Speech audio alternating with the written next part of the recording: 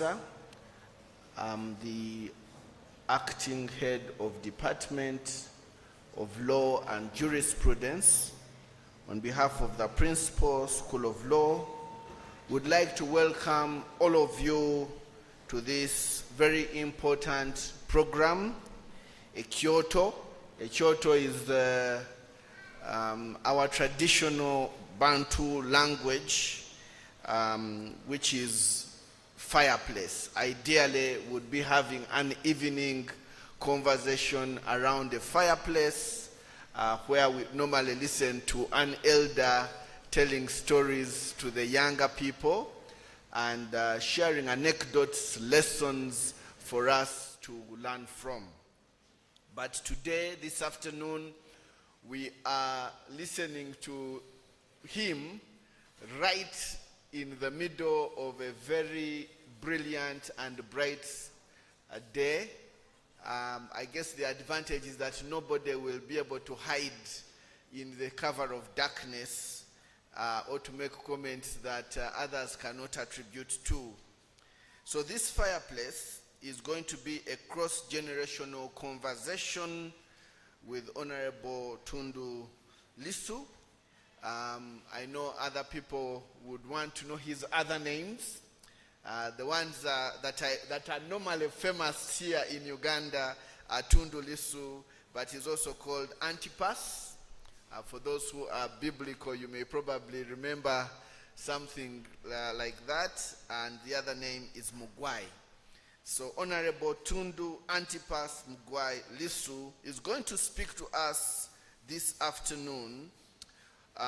His talk will be on constitutional legacies of Mwalimu Julius Nyerere and how those legacies affect Tanzania and Uganda. But before he comes, we have been generously supported, of course, with the Human Rights and Peace Center, Makerere University, which we are all aware of, but also the Konrad Adenauer Stiftung Foundation. Allow me now to invite Anna Reisman from Konrad Adenauer to just speak to us and share some opening remarks that will set the ball rolling. Once she is done, I will then invite the president or the, what's the other phrase? You know, there have been constitutional changes to Makerere Law Society, chairperson Makerere Law Society, who is very well known to you, to come and moderate the session. So we'll start with Anna, and then we'll hand over to a more familiar face to you. Thank you very much. Anna.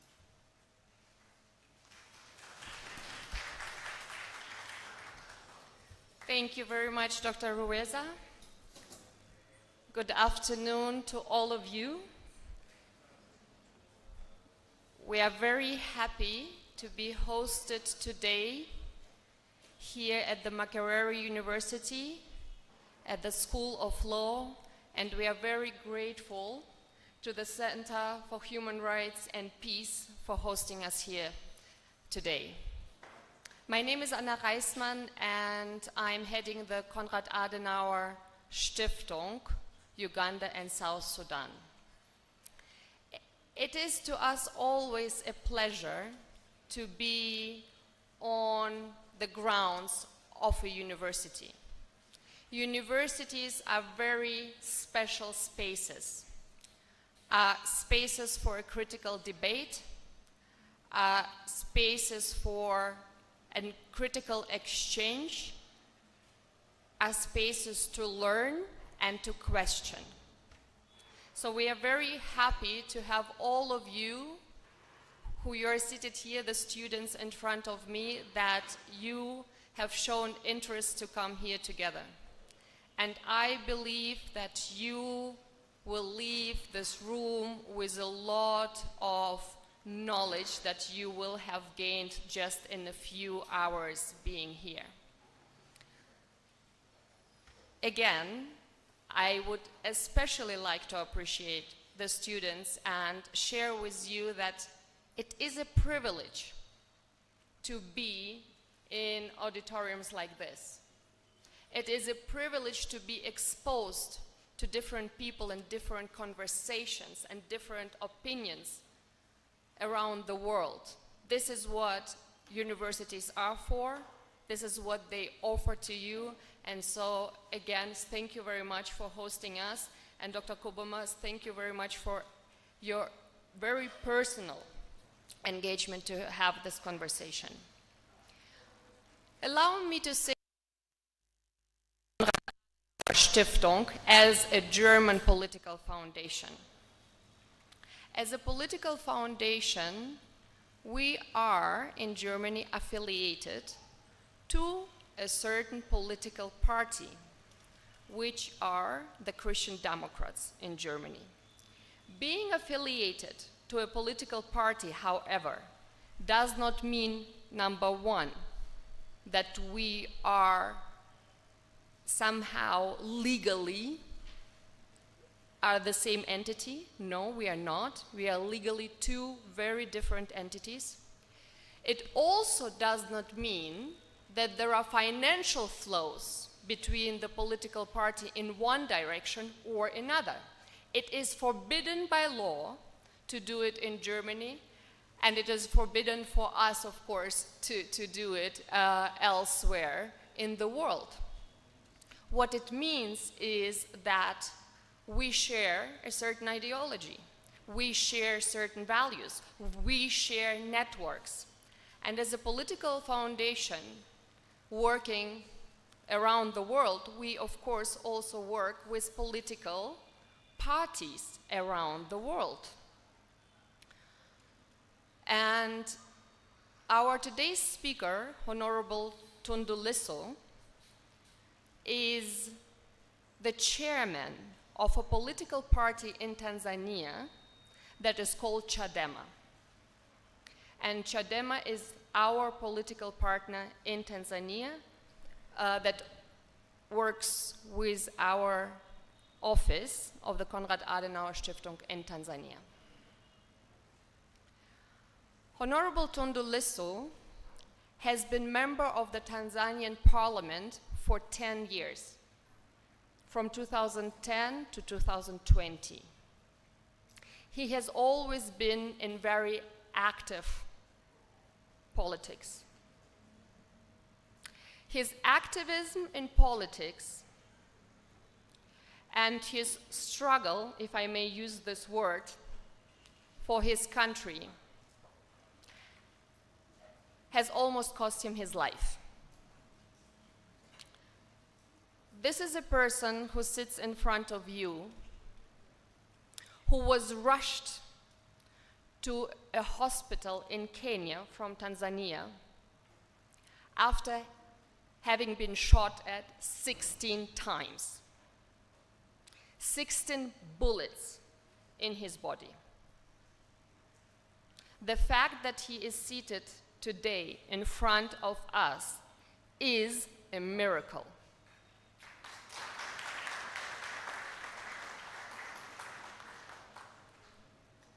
I personally often say that working for the Konrad Adenauer Stiftung, I'm a blessed person.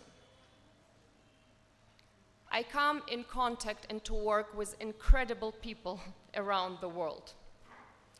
People who fight for democracy, risking their lives.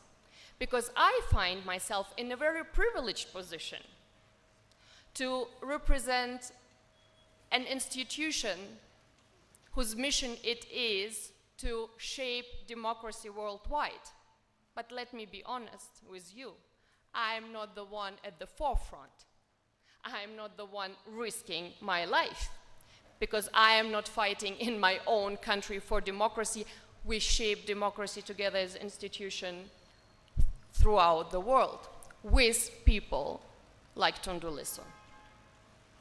I have in front of me a book that is called Parliament and Accountability in East Africa.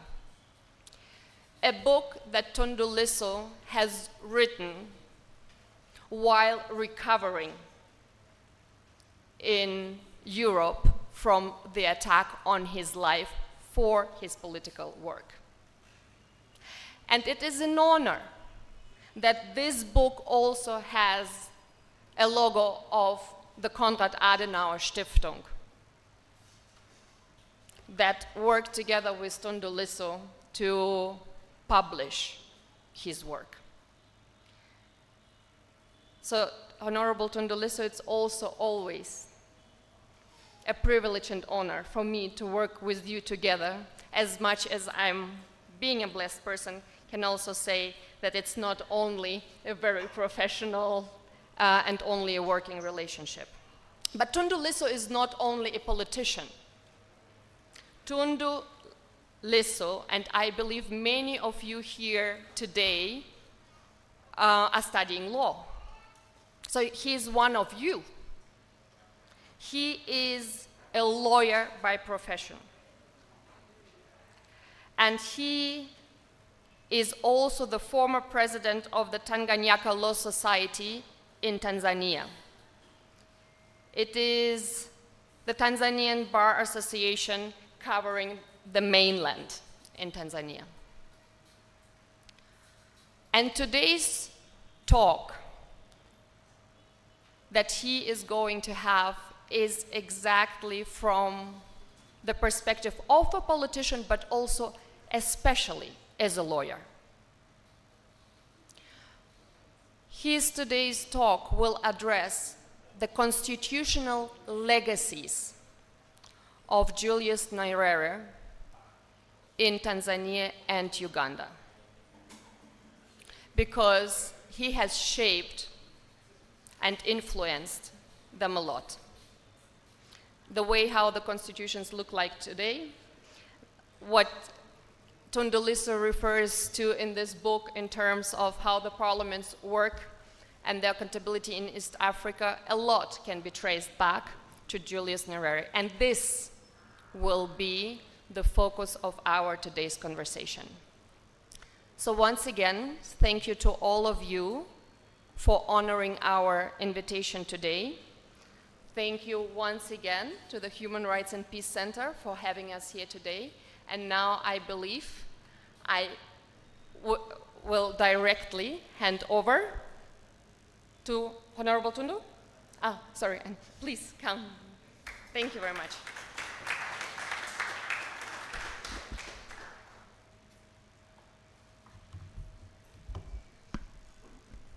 Thank you so much, Anna, for the invitation. Good afternoon, everyone. As earlier introduced, my name is Annie Maria Adikin, and I serve as President Makerere Law Society, and it's a pleasure. I'll be your moderator today. First of all, I'm very overwhelmed to be the moderator today after Anna told us of Honorable's legacy. It's an honor, and can we kindly give him a hand of applause? It's one thing to aspire to change the world and impact our countries in different ways, but it's another thing to be at the forefront. And I think our young people, especially here, need to hear that it's important to be at the forefront, at the fight for democracy. We look forward to listening to you, Honorable. And without further ado, I'd like to listen to you, the students would like to listen to you in this regard about the legacy of another great man in East Africa, Julius Nyerere. Could you kindly tell us how his legacy has shaped Tanzania's constitutionalism and Uganda?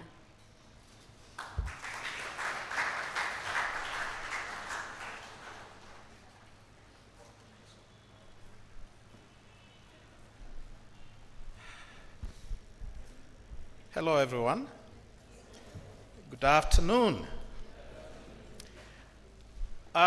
First of all, thank you very much for the generous introduction by both Anna and Annie. And thank you so very much for the invitation to come here. And thank you for turning up to come and listen to me. we should never ever take for granted the academic freedoms which should always be the foundational stones for any university. You have invited me, and I'll tell you why this is very important.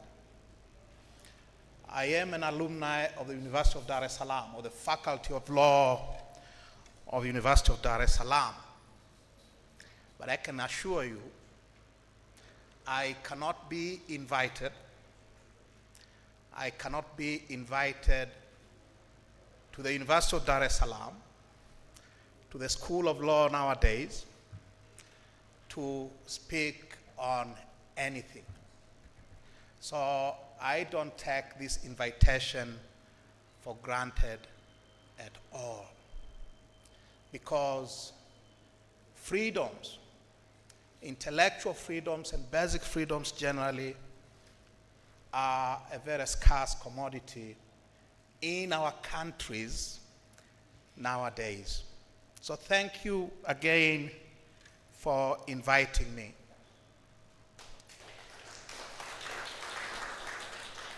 I first came to Uganda and to this great university and to the then Faculty of Law, Makerere University, in early December of 1992.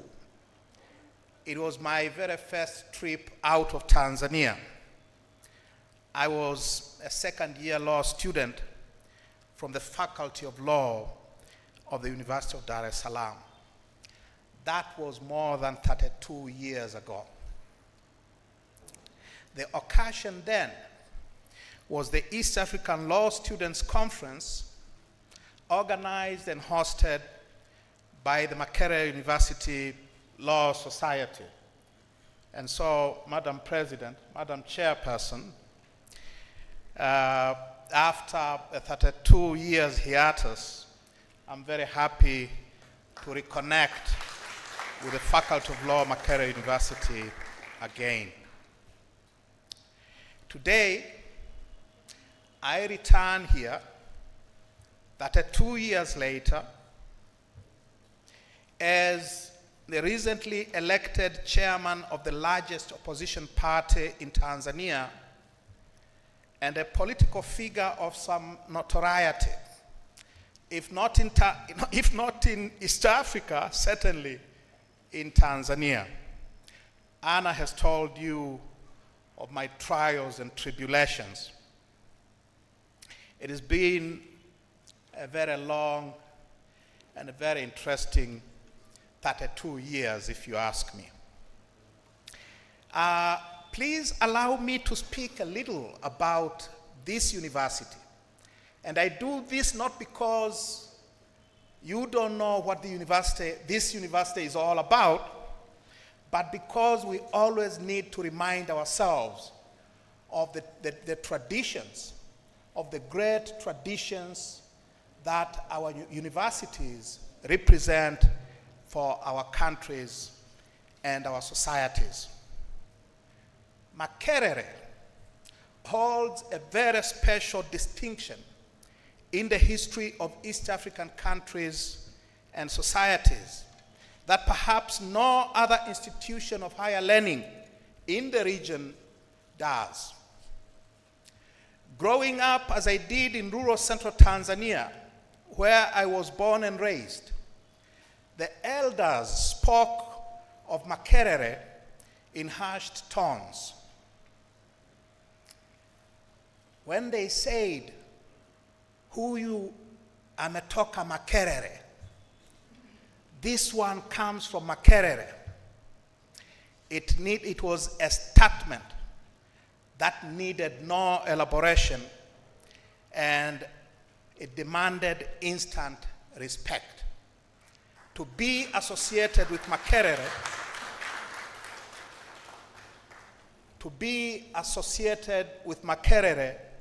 set you apart from the crowd. The reason cannot be far-fetched. Makerere was the academic epicenter of the region. Coming here was the pinnacle of academic achievement, a testament to intellectual excellence.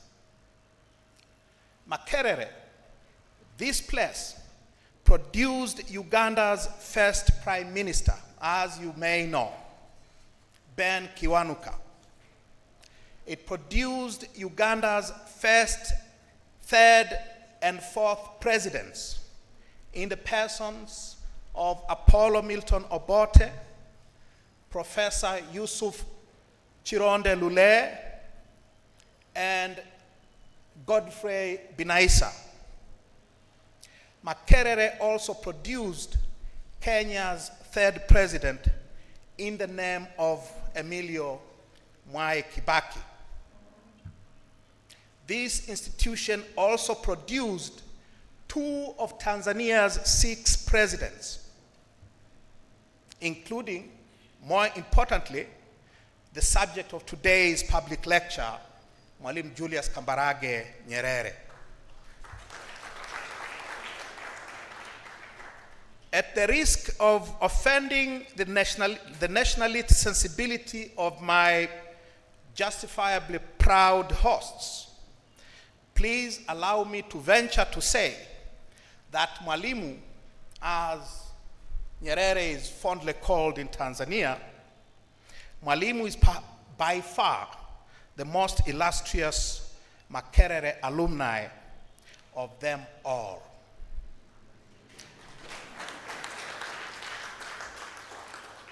But I should not get ahead of my story,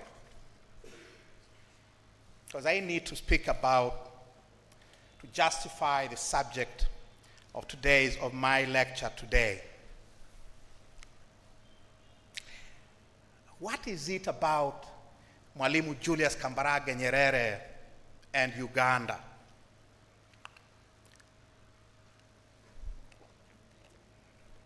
Speaking of Mwalimu in terms less than reverential and adulatory in Uganda carries considerable risks. It is especially so when the speaker is a prominent and controversial opposition politician known for his outspoken, no-holds-barred style. Ugandan Catholics, led by the First Family, have led a regional, perhaps continental effort to have Mwalimu canonized as a Roman Catholic saint. Yet, here I am to talk about Mwalimu, the great secular political leader and politician whose actual record as such leader and politician is perhaps points in the opposite direction to the Catholics' effort to make him a saint. You Ugandans may overwhelmingly view him as the Mkombozi who rid you of the hated Idi Amin Dada and his bloodthirsty regime, which had terrorized the nation for 8 long years. Yet, I'm here not only to celebrate that incredible feat of selflessness, but also to interrogate his other less savory legacies, which continue to torment not only us in Tanzania, but I suspect Ugandans as well. Whatever one thinks of him, Mwalimu towered over the politics of Tanzania and Uganda like the colossus he was. His influence in Kenya was no less significant, even if it is less celebrated. His long shadow continues to hover over our collective heads 4 decades after he left his presidential office and nearly a quarter century after his passing. So what is it that makes him this great figure, this figure that Catholics want to make a saint out of him. Allow me to start by talking about Mwalimu's Pan-Africanist legacies, because Mwalimu is perhaps more known for his work as a liberation leader for much of Southern Africa. He is more well known for his Pan-Africanist legacies than perhaps any other. Mwalimu's Pan-Africanist credentials have long been celebrated at home and abroad. He not only founded TANU, Tanganyika's independence movement, and led it to Tanganyika's independence in December of 1961. He inspired a host of other African nationalists to follow the same path. By the way, talking about inspiration to others, has any one of you here ever wondered why Kenya's leading nationalist movement, which was founded in May 1960, was named KANU? Tanganyika's was TANU, founded in July of 1954. Kenya's nationalist movement, KANU, was founded in May of 1960. Why this similarity in names? Have you ever wondered why Zimbabwe's ZANU, founded in August of 1963, is named ZANU? Or Mozambique's MANU, Mozambique African National Union, founded in Mombasa in February of 1961. Have you thought of asking why Namibia's first independence movement was called SWANU, founded in September of 1959? All these nationalist movements were inspired by Mwalimu and his TANU. And many of these nationalist movements called Dar es Salaam their home in their early years. Dar es Salaam of the 60s and the 70s was the base for many of these parties. This is because when the Organization for Africa Unity, OAU, the forerunner to today's Africa Union, was founded in Addis Ababa in May of 1963. It chose Dar es Salaam and Tanzania as the headquarters of the OAU African Liberation Committee to coordinate the liberation struggles which were beginning to take off in much of Southern Africa. The first of Africa's political refugees to settle in Tanzania were therefore not Obote and fellow Ugandans who were kicked out by Idi Amin in 1971, but the Southern African exiles of the early 60s, such as ZANU's first president, Herbert Chitepo, who also happened to be Tanganyika's first African director of public prosecutions. Mozambican exiles, such as Frelimo's first president, Eduardo Mondlane, and the second president, Samora Machel, also had their homes and bases in Dar es Salaam and in Tanzania, as was the case with leaders of SWANU and later SWAPO. When the frontline states were established following the collapse of Portuguese colonial rule in 1975, Mwalimu became the chairman of the frontline states, the position he held until he relinquished his political powers in 1985. So Mwalimu's Pan-Africanist credentials are very well established.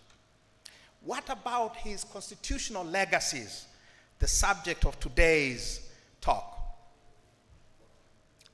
While his Pan-Africanist legacies are well known and have been widely acknowledged, his contributions in Africa's constitutional development is less so, but it was no less significant. Mwalimu may rightly be described as one of the founding fathers, not only of the modern African nationhood, but also one of the progenitors of Africa's constitutional authoritarianism, which has blighted the African political and constitutional landscape for decades. The authoritarian state that is personified by what Professor Okoth Ogendo, Kenya's leading constitutional scholar, called the imperial presidency, was largely created in East Africa by Mwalimu Nyerere. So while we know much about his Pan-Africanism, his contribution in the development of authoritarianism founded on the constitution of the state is well less known, but it is absolutely significant. Mwalimu took his cue from Ghana's Kwame Nkrumah, his Pan-Africanist rival on the continent. He took his cue in the constitutional development of the continent from Dr. Kwame Nkrumah.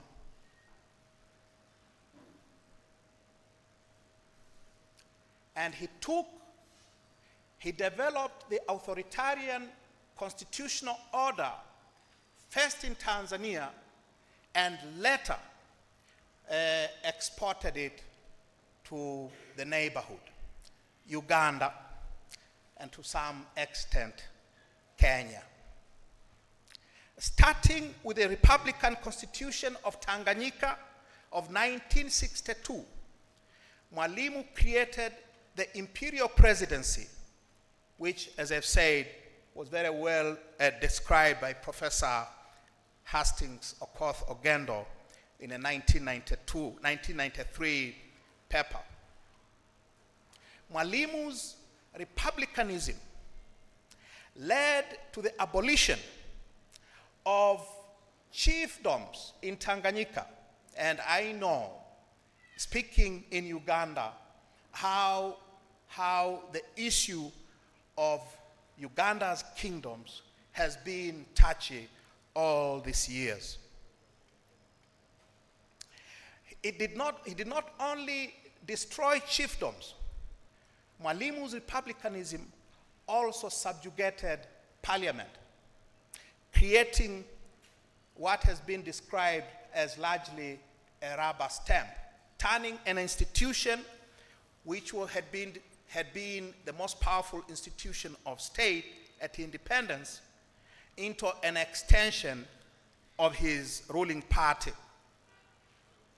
Mwalimu's appetite for totalitarian control led to the disbanding of independent trade unionism in 1964, the dissolution of peasant cooperatives in 1966, to the suppression of multi-party democracy in 1965, and the state control of the economy after the Azimio la Arusha 1967, the suppression of independent press in 1969-70, and the dissolution of elected local government system in what was essentially an Orwellian decentralization policy in 1972.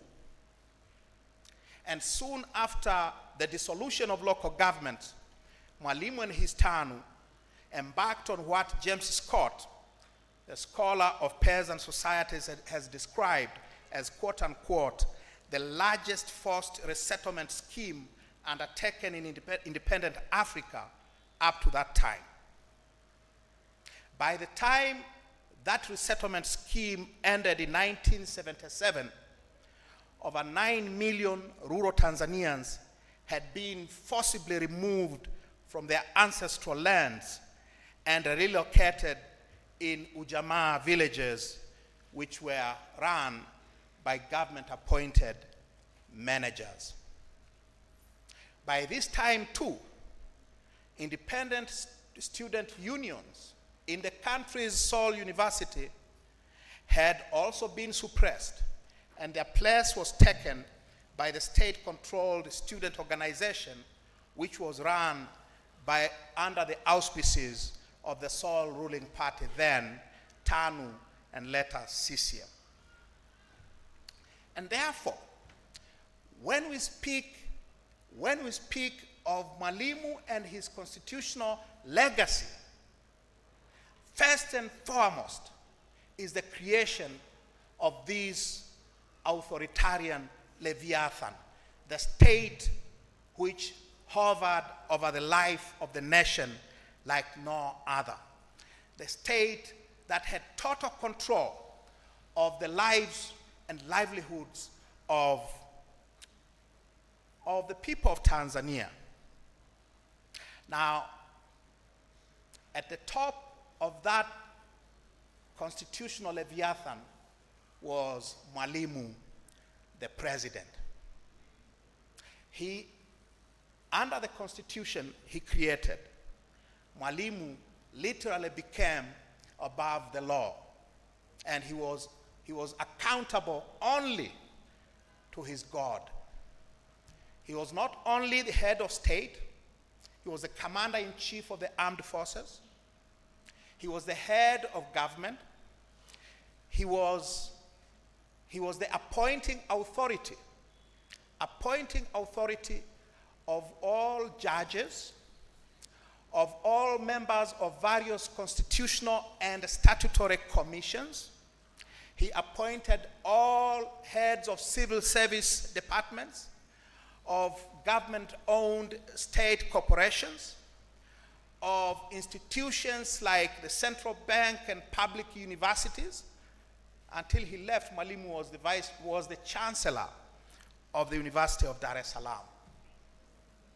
And the Constitution declared that all state employees who were not directly appointed by the president were deemed to have been appointed by him and certainly worked on his behalf, worked in his name, and he was the disciplinary authority of last resort. Over and above that, the president appointed all judges and justices of the country's Court of Appeal. He appointed them at his total discretion. He appointed at his discretion all members of the country's electoral commission. He appointed the clerk of the National Assembly, the chief executive officer of the National Assembly. He appointed a certain number of members of parliament. He appointed the central bank governor, and the list goes on and on.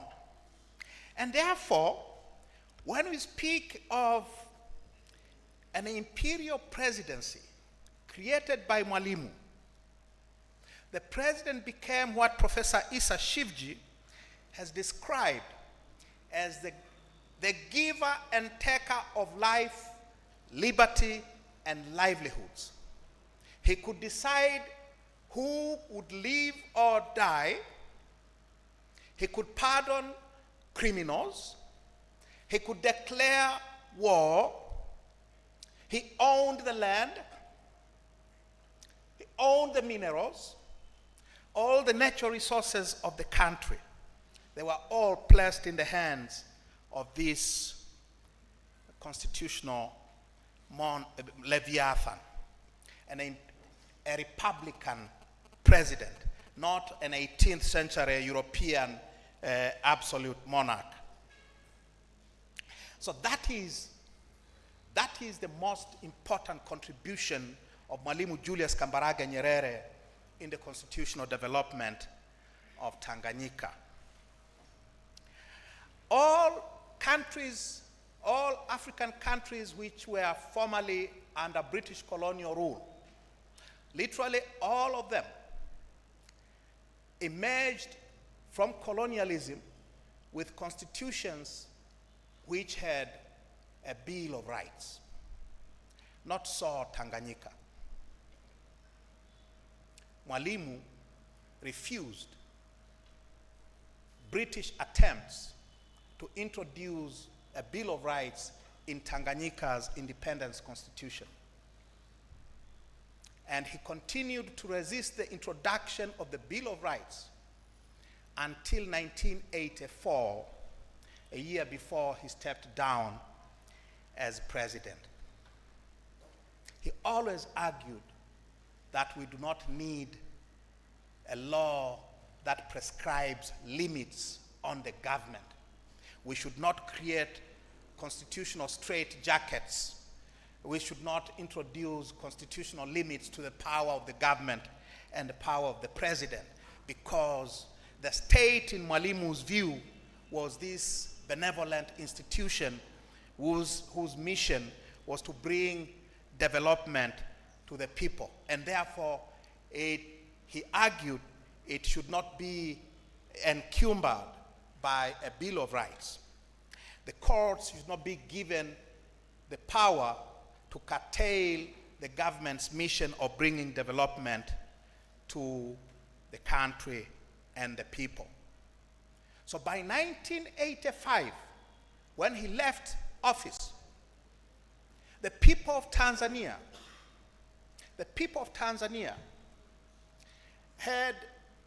were under the total control of the government, which prescribed every inch of their day-to-day lives. Growing up as a child, you only went to government school, a government primary school. You only went to a government hospital. You only went to a government secondary school. You shopped in a government-owned shop or an Ujamaa village shop. You wore whatever shirt or shoes you got them from a government-controlled outlet.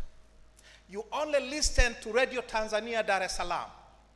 If you happen to be in towns such as Dar es Salaam, you only read government-owned Daily News or CCM-owned Uhuru newspapers. There was, beyond those two newspapers, there was nothing. There was no television, nothing. If you were employed either directly by the government or by a government-owned state corporation or by some other government-owned institution. And you did not negotiate your salary, it was prescribed for you by the government. Those were years when we were totally dependent. We became totally dependent on Mwalimu's state. You could not complain anywhere. There were no rights. There were no independent trade unions. There was no way of organizing independent of the government-prescribed organizations. There were years of permanent shortages of everything from sugar and soap and everything that you take for granted when you go down to Wandegeya to shop. Right? And it all came down from this monolithic state that Mwalimu created. Talking of our politics, of Mwalimu's politics, one of the most characteristic features of our politics under Mwalimu was something that you should know very well, being Ugandans: the militarization of politics and the politicization of the armed forces. I've been reading these past 2 days, I've been reading somewhere of a Ugandan professor, perhaps from this university, complaining that UPDF, Uganda People's Defense Forces, have someone called the political commissar.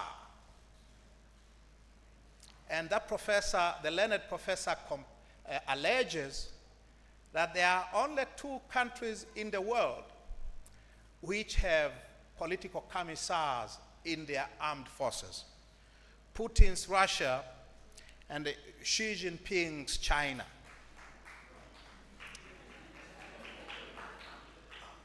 Well,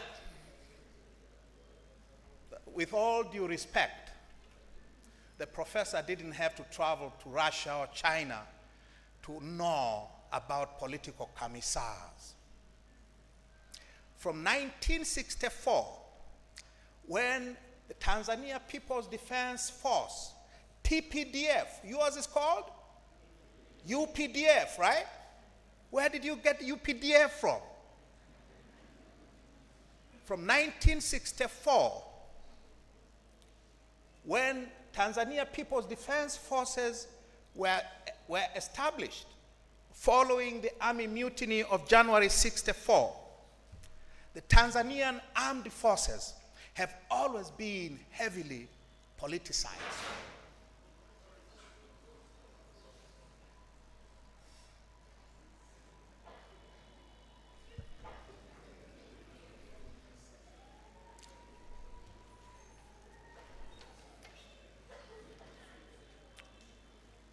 Tanzania's armed forces have always been politicized. Tanzanian politics have always been militarized. It cannot come as a small wonder then that of Tanzania's 6 presidents, one, Jakaya Kikwete, was a very senior army officer.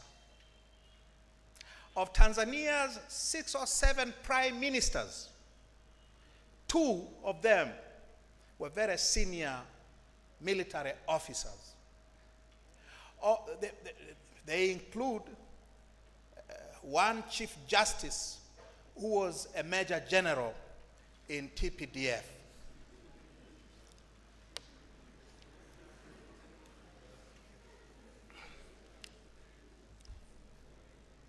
And that is to say nothing. That is to say nothing of possibly hundreds of senior army officers who have served in various capacities in politics and in civil administration as ministers, as regional commissioners, as district commissioners, as heads of government parastatals, and so on and so forth. So the phenomenon of militarization of Ugandan politics and the politicization of your UPDF, I dare say, have nothing to do with Putin or Xi Jinping. They have everything to do with Julius Nyerere and Tanzania. Where did Yoweri Museveni grow up? All of you know that he went to Dar es Salaam, to the University of Dar es Salaam. Very few of you know that he literally lived in Mwalimu's state house. What happens when Mama Maria Nyerere comes to town here? Mzee and his entire family come. He doesn't wear that big hat of his in Mama Maria's presence. He literally grew up under Mwalimu's wings. And all this revolutionary adventurism of his started in Tanzania. And therefore, you should not be surprised that your armed forces are Uganda People's Defense force, like his beloved Tanzania People's Defense Forces. Now that is a direct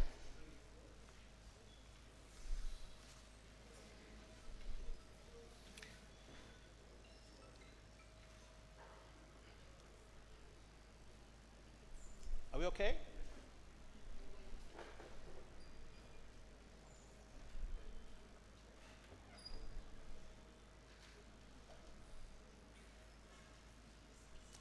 The oversized role that your armed forces play in today's politics in Uganda were almost wholly borrowed from Tanzania. And I suspect many of the generals here trained in Monduli outside Arusha. That is Mwalimu's legacy, his constitutional legacy for you. But it is not just that. Let's go back to the early 60s. When Uganda gets independence in 1962, in October of 1962, Tanganyika is only 2 months from becoming a republic.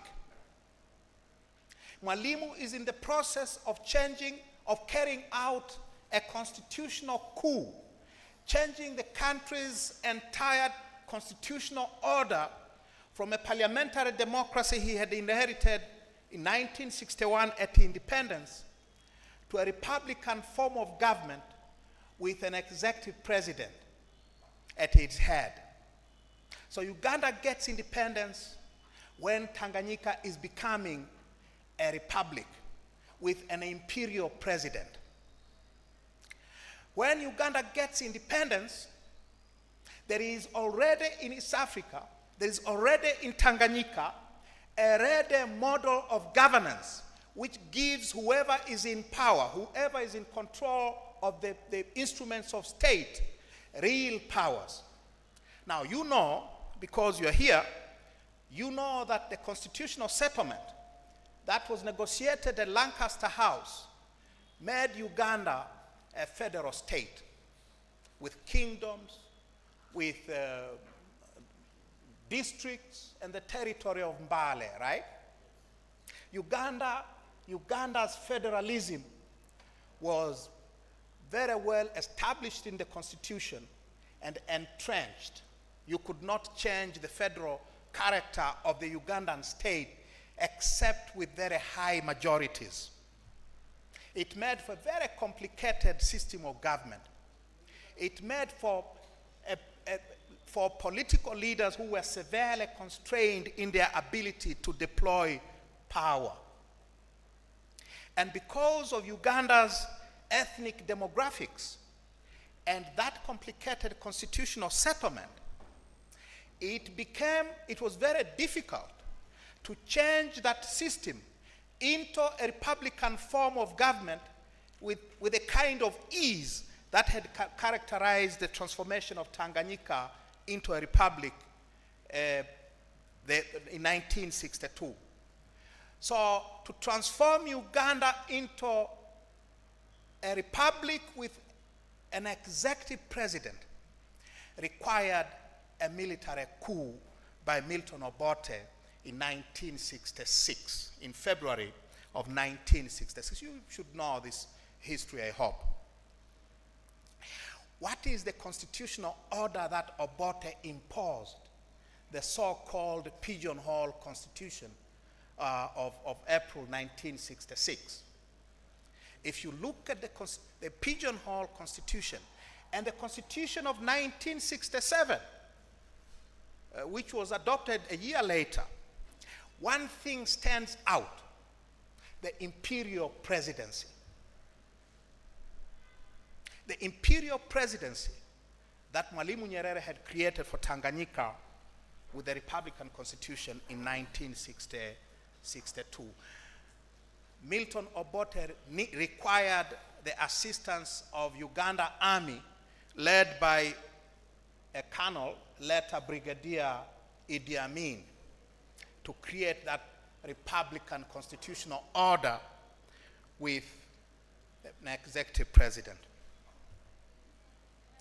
The order that emerged out of that coup and the two constitutions was in all fundamental respects a reflection of the constitutional order that had ensued in Tanganyika after the Republican Constitution was adopted in 1962. Imperial president, a president who could appoint literally anybody of any consequence in Tanzania, in the country, in Uganda.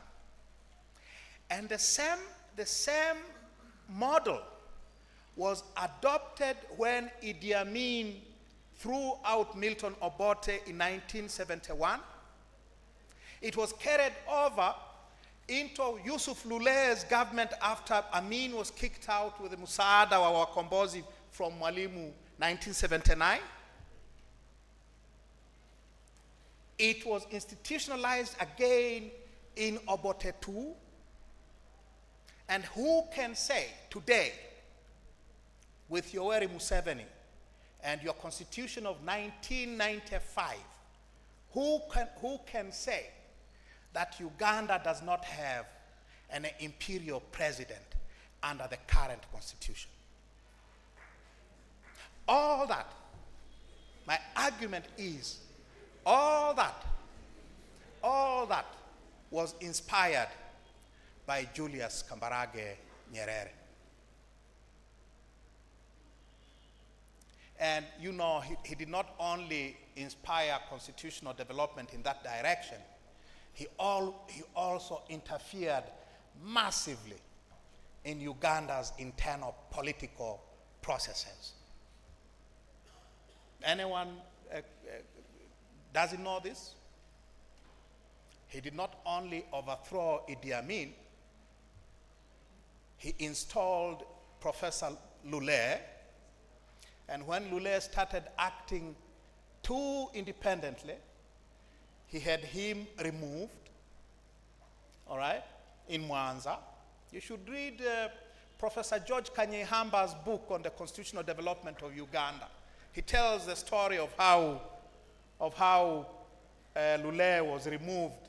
They were all summoned in Mwanza, and the deal was done. Interfered heavily in Uganda's internal politics. He paved the way for the return of Milton Obote II through the halfway house called Paulo Muwanga and his defense minister, one Yoweri Kaguta Museveni. So whatever you think of Milton Obote, whatever you think of what happened during those 5 painful years, from 1980 to 1985, to July 85, when Obote was once again thrown out by the army, you should never forget that Obote's return for the second time was engineered by Mwalimu Nyerere. And therefore, he bears a not small contribution in the torment that Uganda went through during those years. And he was also, as I said, the political father figure of your current president. The one thing that we should not blame Mwalimu for, I think, as I said, he was a great man. One of the things that testified to his greatness was his decision in 1985 to relinquish power voluntarily.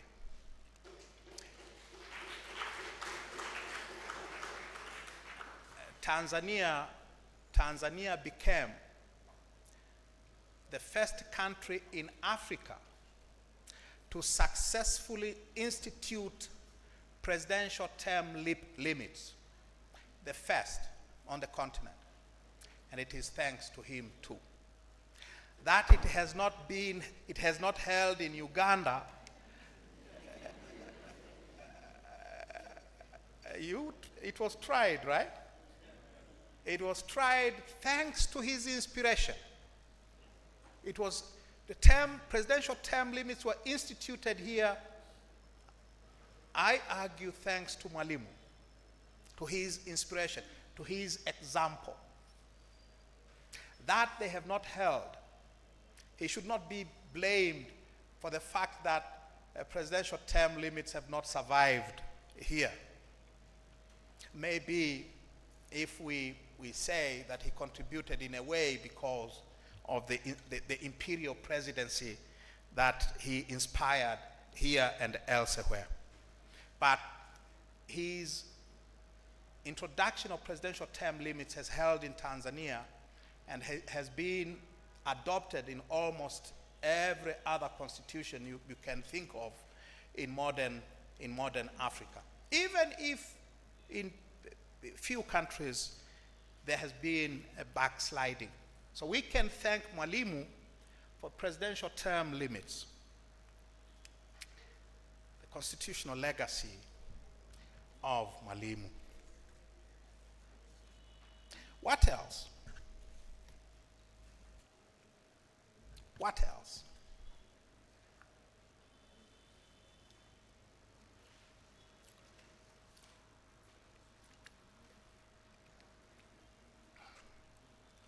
Mwalimu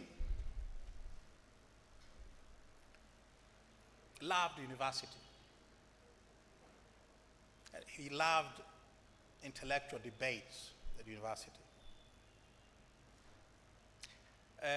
During his long tenure in office, Mwalimu encouraged academic freedoms at the country's sole university. He loved going to the university to battle it out with students and faculty. He allowed freedom nowhere else. You had no right to speak anywhere else but the university. If you go today to the University of Dar es Salaam today and to our universities beyond Dar es Salaam, that great tradition of academic freedom has been lost.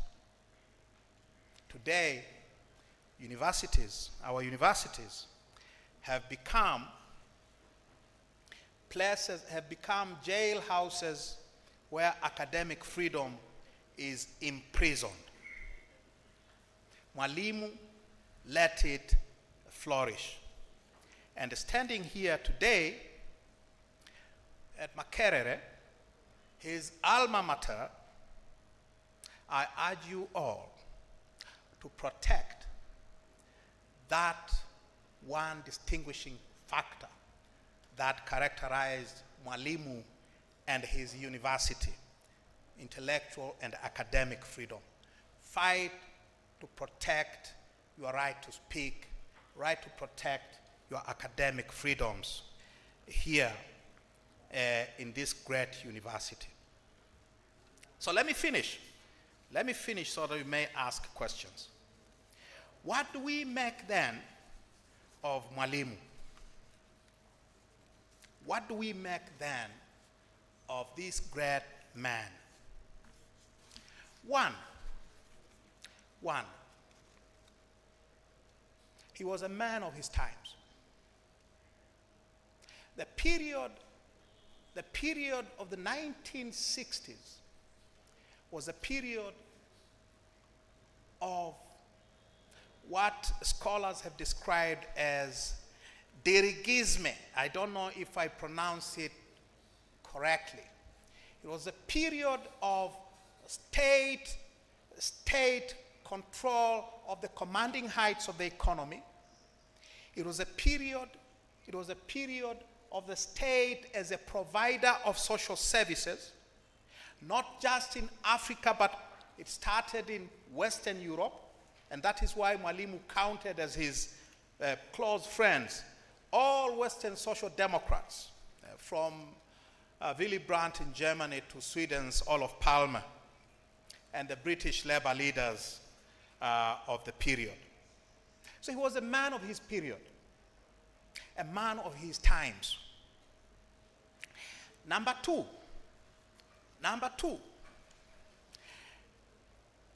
he could have made different choices.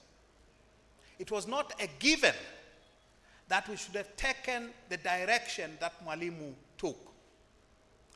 Seretse Khama of Botswana, who led his country to independence in 1965, did not take that road. And today, people sing praises of Botswana as one of the few success stories. It is partly because Seretse Khama, the first president, did not choose the path that Mwalimu chose. He had choices, and he should be judged for choices that he made. Number three, he was a human being. He was fallible. There have been a huge investment in politics as well as in the church to canonize him, to make him either a political saint. If you are in Tanzania, Mwalimu is untouchable, or a religious saint, as in Saint Julius. There has been a massive investment to make Mwalimu a saint. Whether a secular political saint or a religious saint, as in those efforts which started here with Ugandan Catholics. But Mwalimu, I believe, they are doing this because Mwalimu is no longer with us. Mwalimu would have been the first to admit that he was first and foremost a political leader. He was a devout Catholic, yes, but he never was a religious leader of any not. He was a political leader, and as such political leader, he could sign death sentences, and he did sign several death sentences. He put people into detention without trial. He conducted war. We always talk of the Uganda War of 1979. Read Museveni's planting the mustard seed, and you will know that there were all kinds of troubles emanating from Mwalimu's Tanzania into Amin's Uganda. In fact, one of our regional police chiefs was killed inside Uganda, and he was not returned to Tanzania until after 1979. What business was the regional police commander doing deep inside Uganda in 1972? Mwalimu had a very activist foreign policy. He sent Tanzania's armed forces to overthrow governments in Seychelles, in Comoro. He had Tanzanian soldiers fighting in liberation wars in Mozambique and elsewhere. He was a very activist. He had a very activist foreign policy, like someone you know very well. Now that's another legacy of him. He was first and foremost a political leader. He did not allow rights. He was not accountable to anyone. He was one of the most honest people you can imagine. He died a poor man. In fact, he died without a pension. Mwalimu got his pension statutorily provided in April of 1986, almost a year after he had relinquished presidential office. So he left office without a pension. He didn't steal. His family are paupers by Tanzania's recent standards. He's a very honest man. And there is a great value to be attached to that. But he created the constitutional and institutional incentives for the massive corruption that the country suffers from today. he created a system of government which was completely unaccountable to anyone. So that is Julius Kambarage Nyerere and his legacies for you. Thank you very much for listening to me. Thank you. Thank you.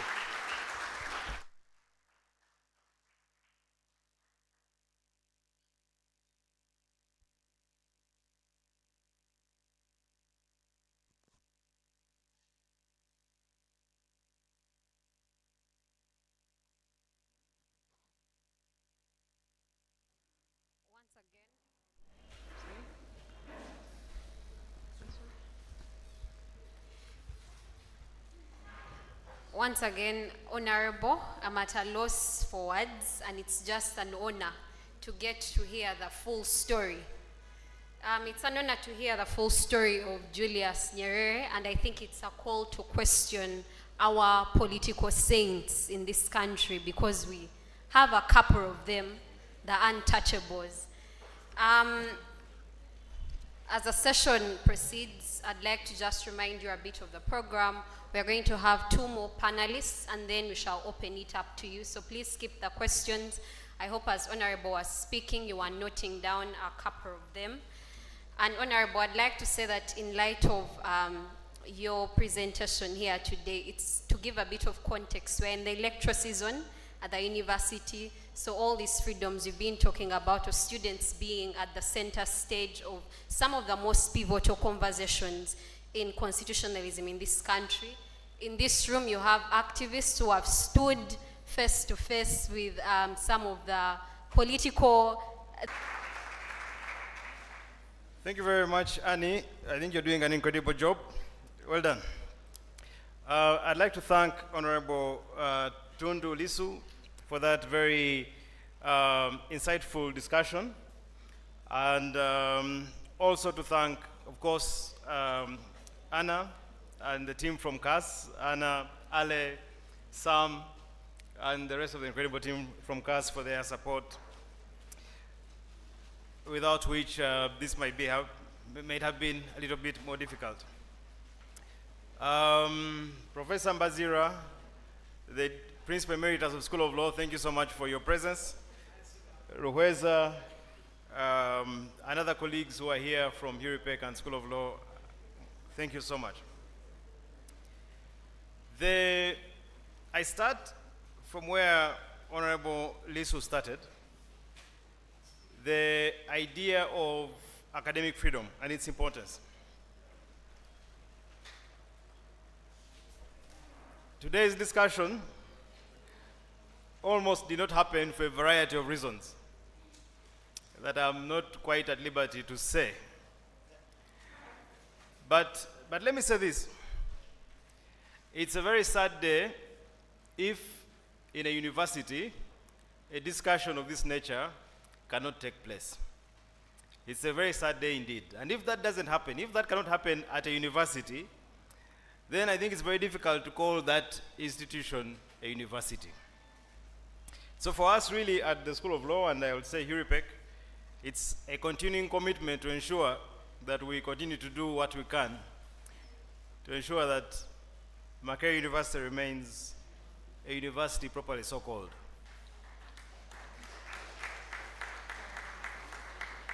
But I think it's important to also highlight the idea that that continued existence of academic freedom here and elsewhere is not inevitable.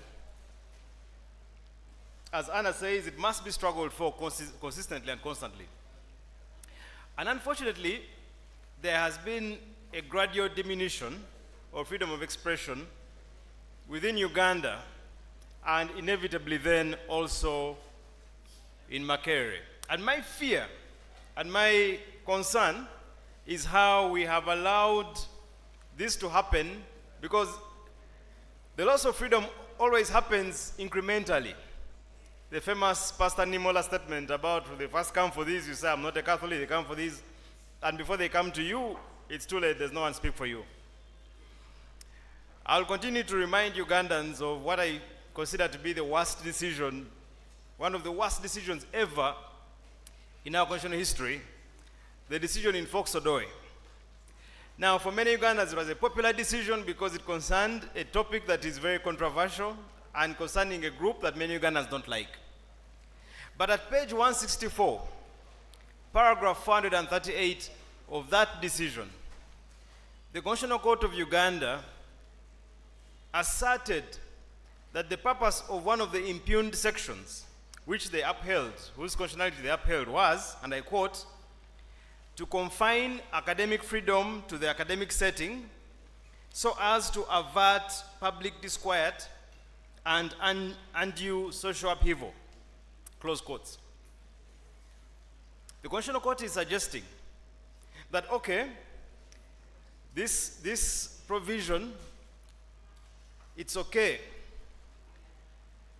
You can restrict freedom, you can protect academic freedom, as long as the speech only happens at a university.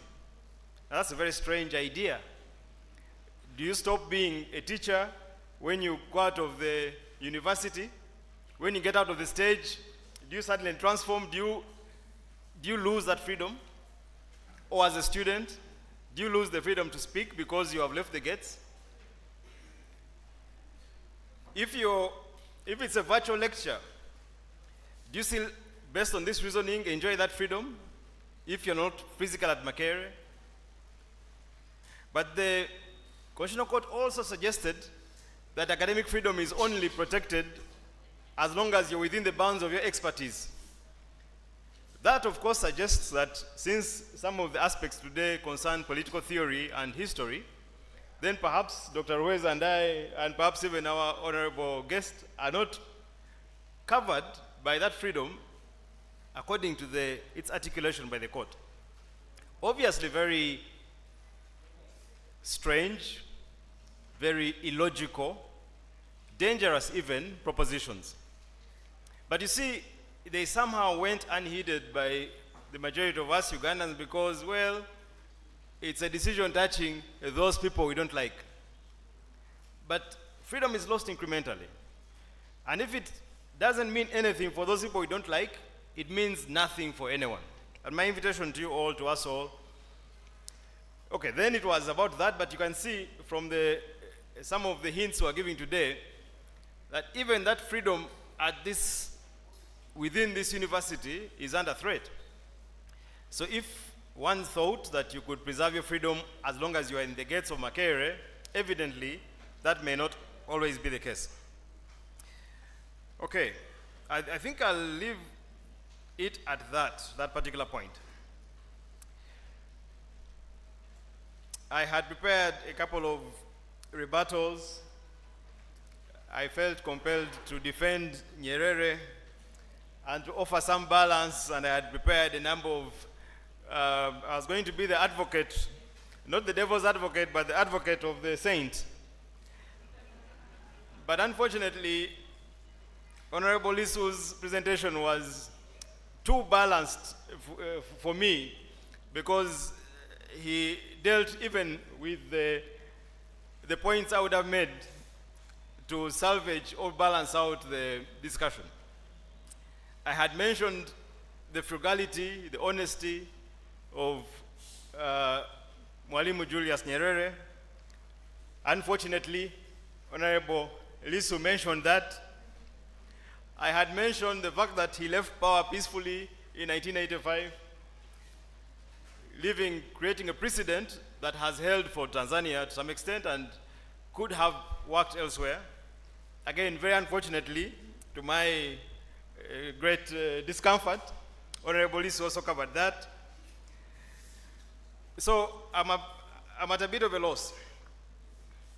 Let me just then make 4 quick points in terms of reflecting on some of the things that we have had. 1964 was a difficult year in East Africa because the mutiny that happened in Tanzania, Tanganyika, also happened in Uganda and happened in Kenya. I'd be quite interested to hear from Honorable Lissu the extent to which he feels that overwhelming threat that was not just within Tanganyika but affected the broad range of ESC might have informed the greater militarization of Tanzania and, by extension, Uganda and Kenya. Certainly, 2 years after that is when we had the 66 invasion, and certainly, so because in Uganda you had a capitulation. Obote basically had negotiations with the army officers and gave in to most of their demands. Perhaps then they recognized their power, which was affirmed in 66 with the attack on the state. And then, of course, in 71, we see the soldiers deciding not to go through middlemen, but to take over power themselves. The second issue that I would personally look forward to Honorable Lissu reflecting upon or telling us his views about is the question of ethnicity. Especially when you compare Tanzania with Botswana, the case of Botswana. Sir Seretse was dealing with a comparatively monolithic state as compared to Tanzania and, of course, Uganda and even Kenya.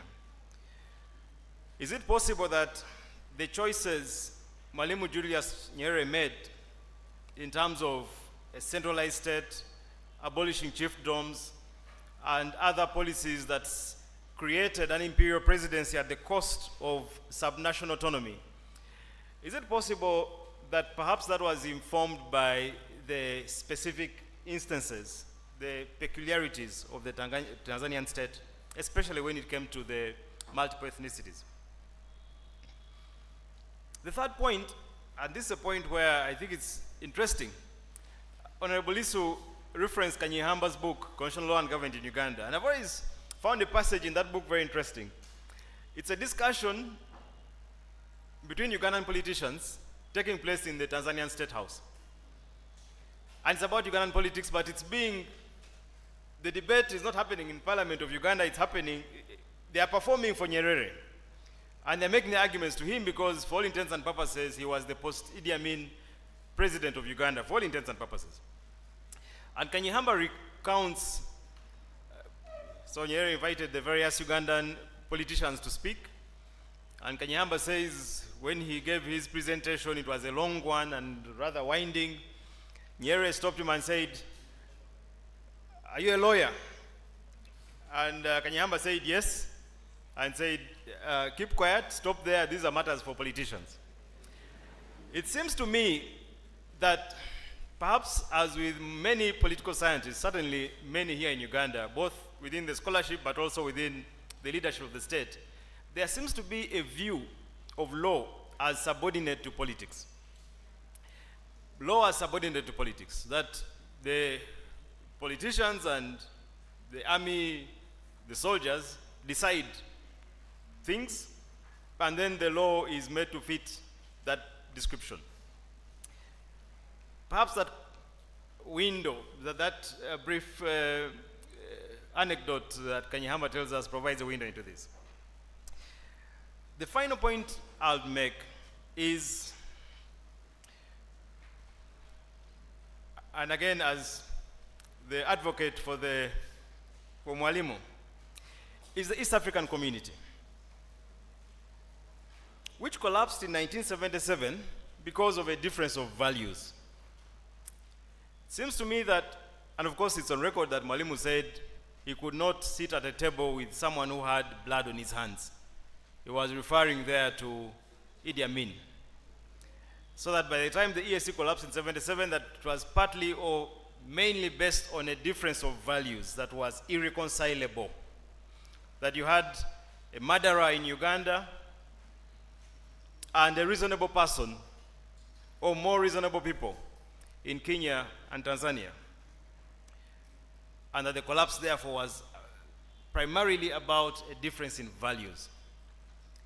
But sticking to the point of values, again, perhaps being fair to Mwalimu, is the 1972 invasion. And there has been a little bit of criticism of Mwalimu's interventionism outside Tanzania, but I suspect as Ugandans, 72, although it was a failed invasion, was an example of a neighbor trying to do the right thing for Uganda. And not many countries, to be honest, try to do the right thing. It collapsed the invasion, sadly, and those who had attempted it, some of them were shot in public, as an example to others. My own maternal uncle, cousin to my mom, was among those shot in Barara in public. So there were wounds, I think, from 72. But the idea that you had a president who was willing, of a neighbor, who was willing to support an invasion, I think is a very interesting and a very powerful example of solidarity. I take the point then, of course, about 79. That may be a suggestion that perhaps what was the Tanzanian officer doing that maybe there was something there. But could it not be said for Mwalimu that at least at his core, that although he did not have a Bill of Rights in the Constitution, there was a Bill of Rights in practice to some extent, not only in Tanzania, but the Bill of Rights that was externalized to Uganda, the idea of the right to life, in large part the right to self-determination, the right to an extent, democracy even, or government, or good governance. We can talk about it in terms of degree. And as I sit, is that not what is failing the ESC right now? A failure of values. It seems there's a unity though. There seems to be a unity in terms of values, but the wrong ones. We have Ugandans being abducted in Kenya and sent back to Uganda in very strange circumstances. It is of course very sad that our most honored guest cannot, as he said, give this same speech in the University of Dar es Salaam or at the Faculty of Law there. So it seems there's a unity of bad values, yes, but bad ones. But there's now a federation that is united in dictatorship, lack of human rights, and all the other isms you can think about.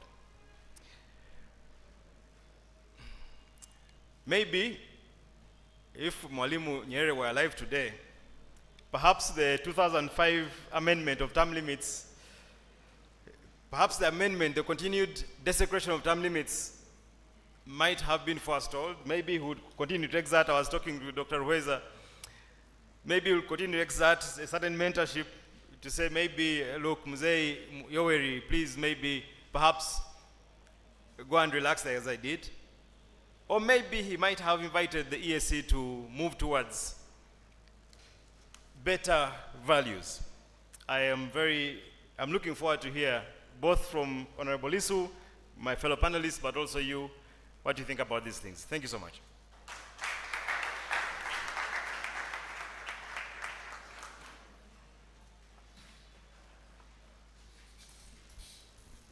Thank you so much, Doctor.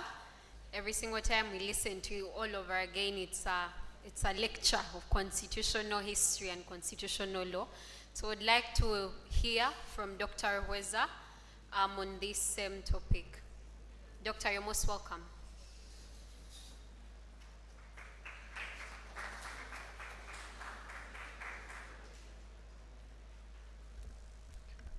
Thank you, Annie. I noticed that Kabumba is more popular.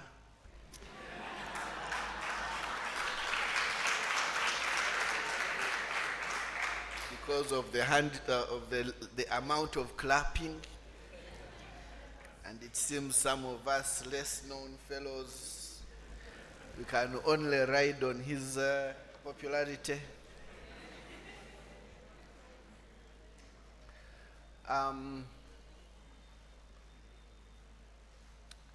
Seriously though,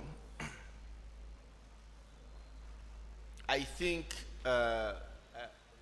maybe I speak for myself, but partly also for BK, as we normally call him, that we've been caught, is it caught flat-footed by the presentation by Honorable Lissu.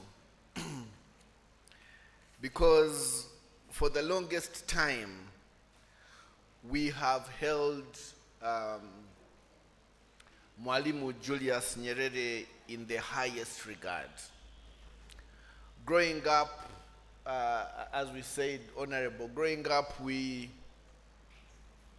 have only had good things to say about the powerful leader of East Africa.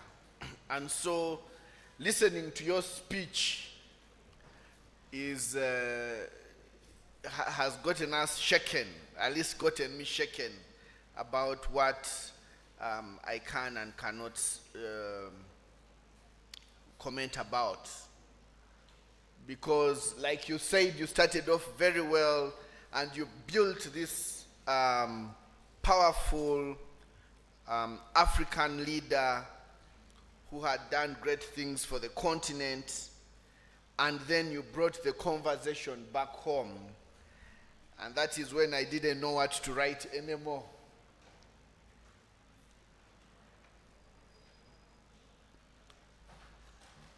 Maybe what I could start by saying is I do agree with you that first of all, conversations like these ones are important. They're important because they challenge all of us to be ready for the time when we have run the race. We shall be subjected to a time of evaluation of the impact of what we did and how we do it, especially in times like this. Number two, I want to also reinstate the fact that freedom, especially academic freedom, is very key. Because it's only with those and such conversations that we are able to actually learn and stop whitewashing what would have been good learning moments for all of us. Because there is no doubt in my mind that those who are listening to us today are going to go on to become very important players in the constitutional development and constitutional conversations, not just of Uganda, but clearly of East Africa and world beyond. And therefore, they need to hear, as we have heard, about the challenges that come with leadership. And so we thank you for, probably it's easier for you because this is what you've done for over 30 years, but really for being able to unpack this great leader, Mwalimu Julius Nyerere, for us. I have just one or two points that I would like to cause for reflection, and I know some of our students are seated here, and we have used rather dictatorial ways to ensure that they come to attend this class. But we hold no apologies because I think it was important for them to come and listen to you today. I won't disclose whose idea was which one in ensuring that they came, but maybe that also brings out the point that sometimes probably a leader sees something, but the people have not yet seen it. And maybe the leader then does all in their power to ensure that the people go in a certain direction. To what extent, therefore, when we talk about not just the constitution, but constitutionalism, did the people of Tanzania participate in determining the constitutional order of the time?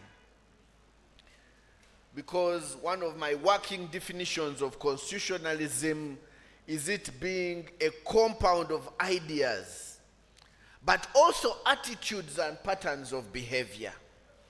And so, Honorable, my question to you would then be, were there any patterns of behavior that you identified which elaborated that the people of Tanzania were in support of what Julius Nyerere was doing at the time?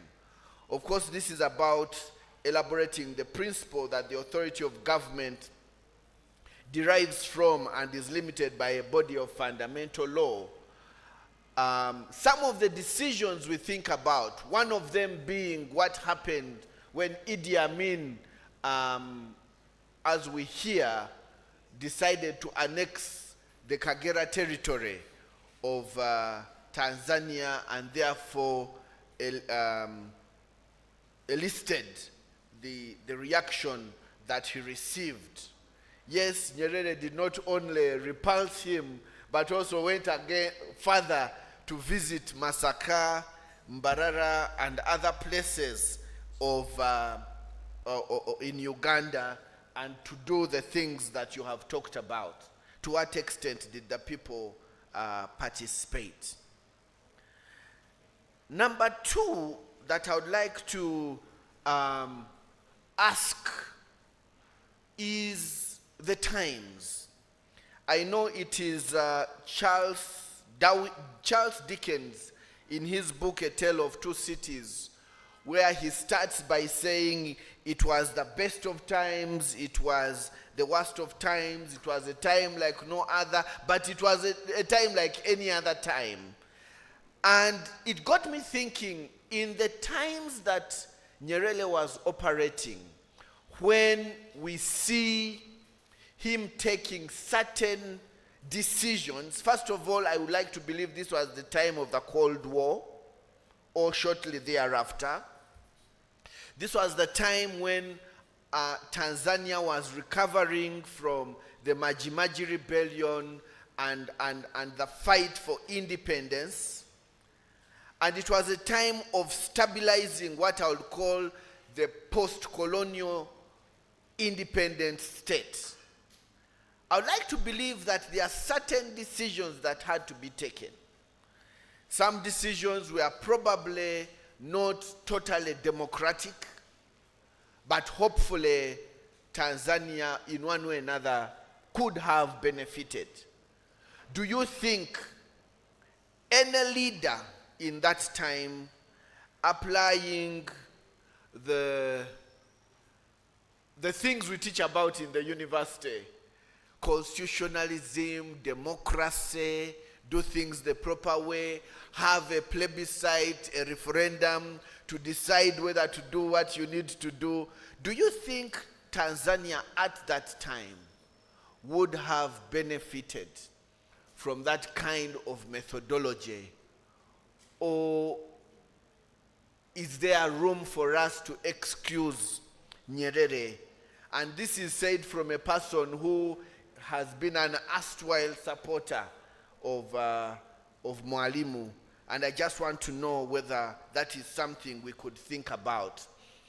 And I said this, as you mentioned in your paper, regarding the specific times when Tanzania now comes up as a leader of the frontline states that were using undemocratic, unconstitutional, military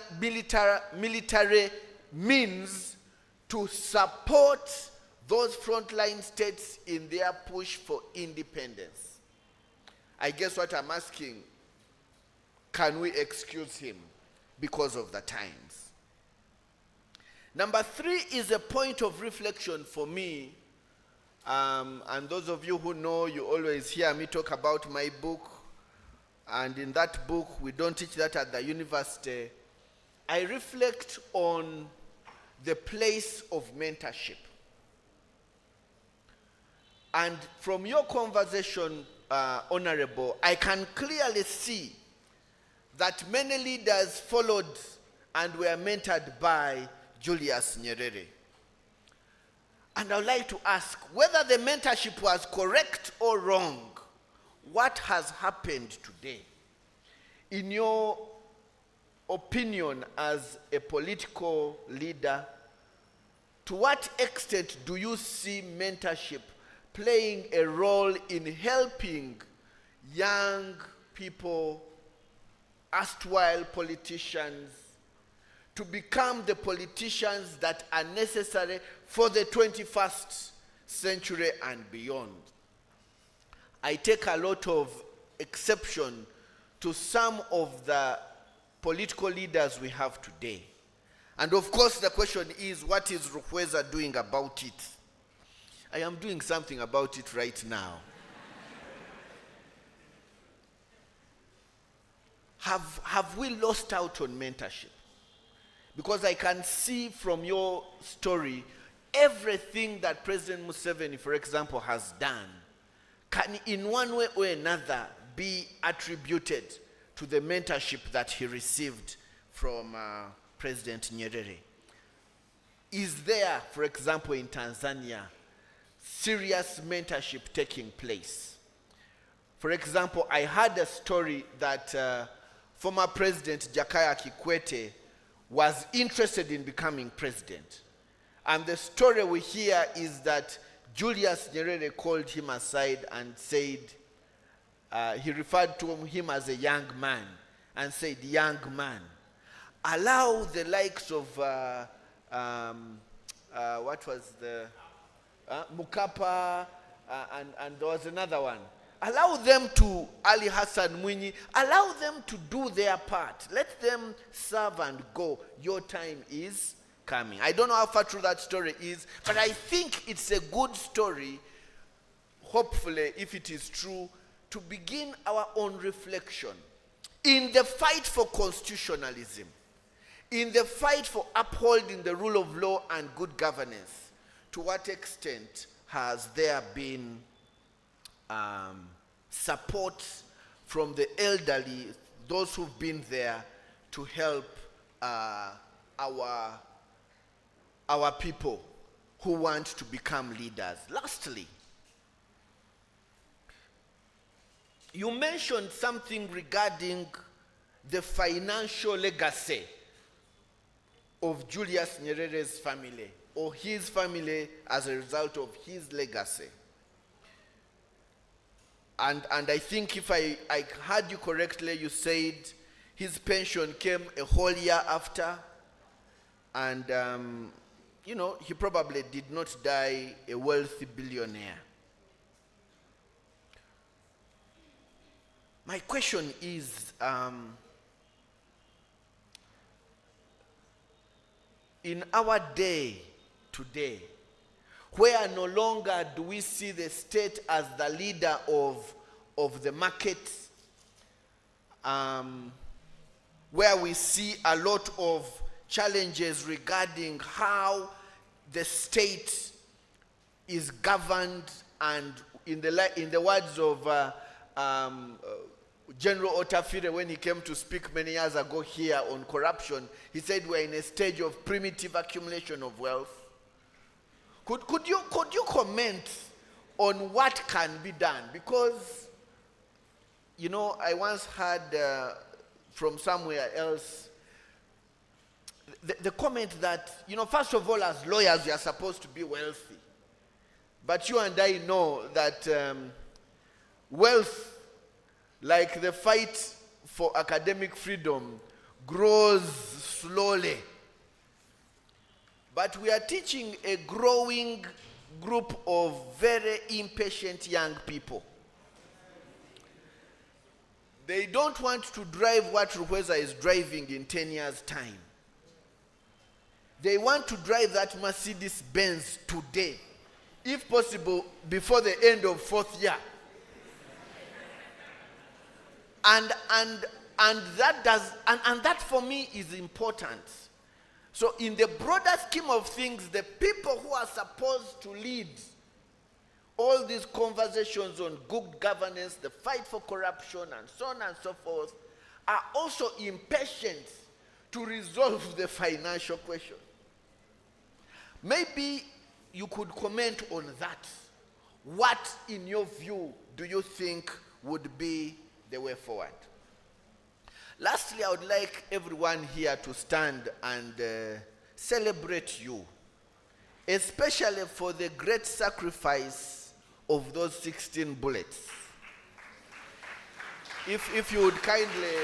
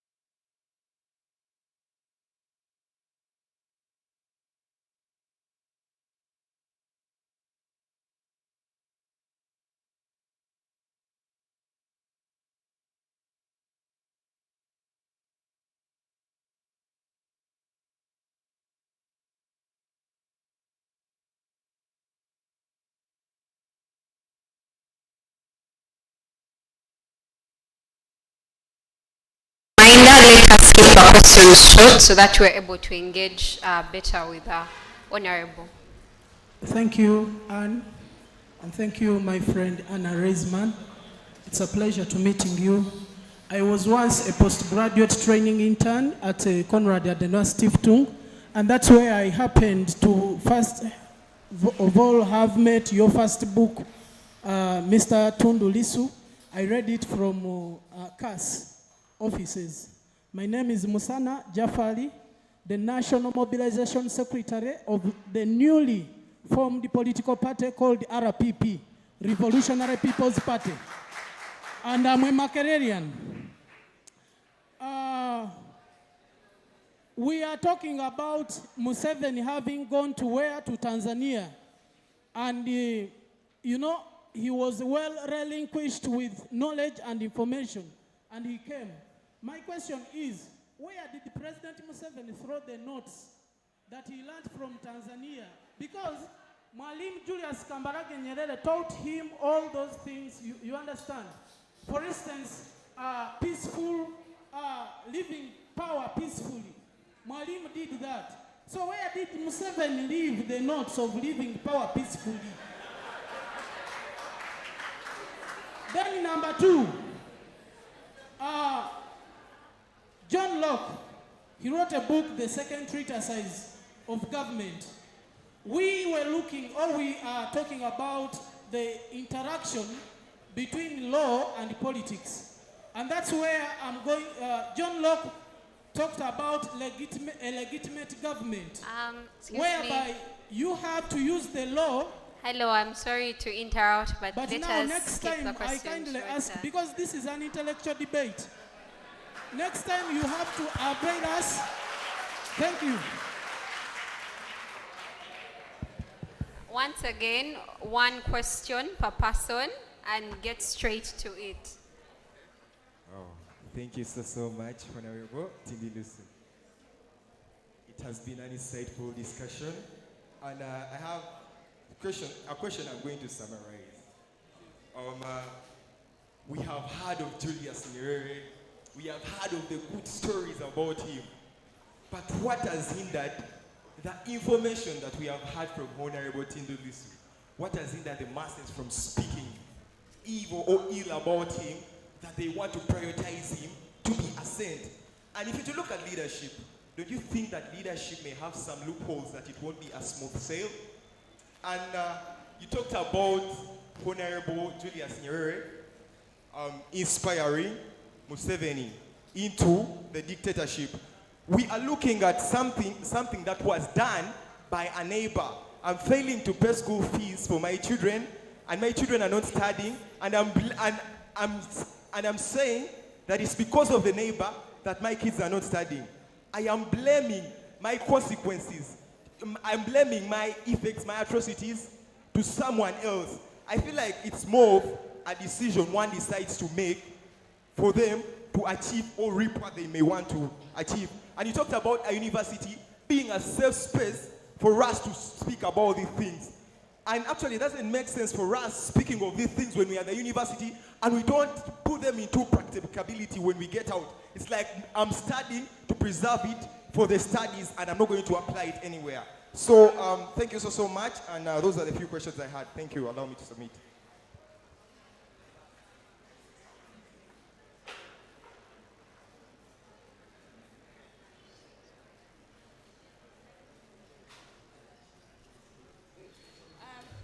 Thank you so much. My name is Keen Praise Apology. My question is a bit long, but I'm going to try and summarize it.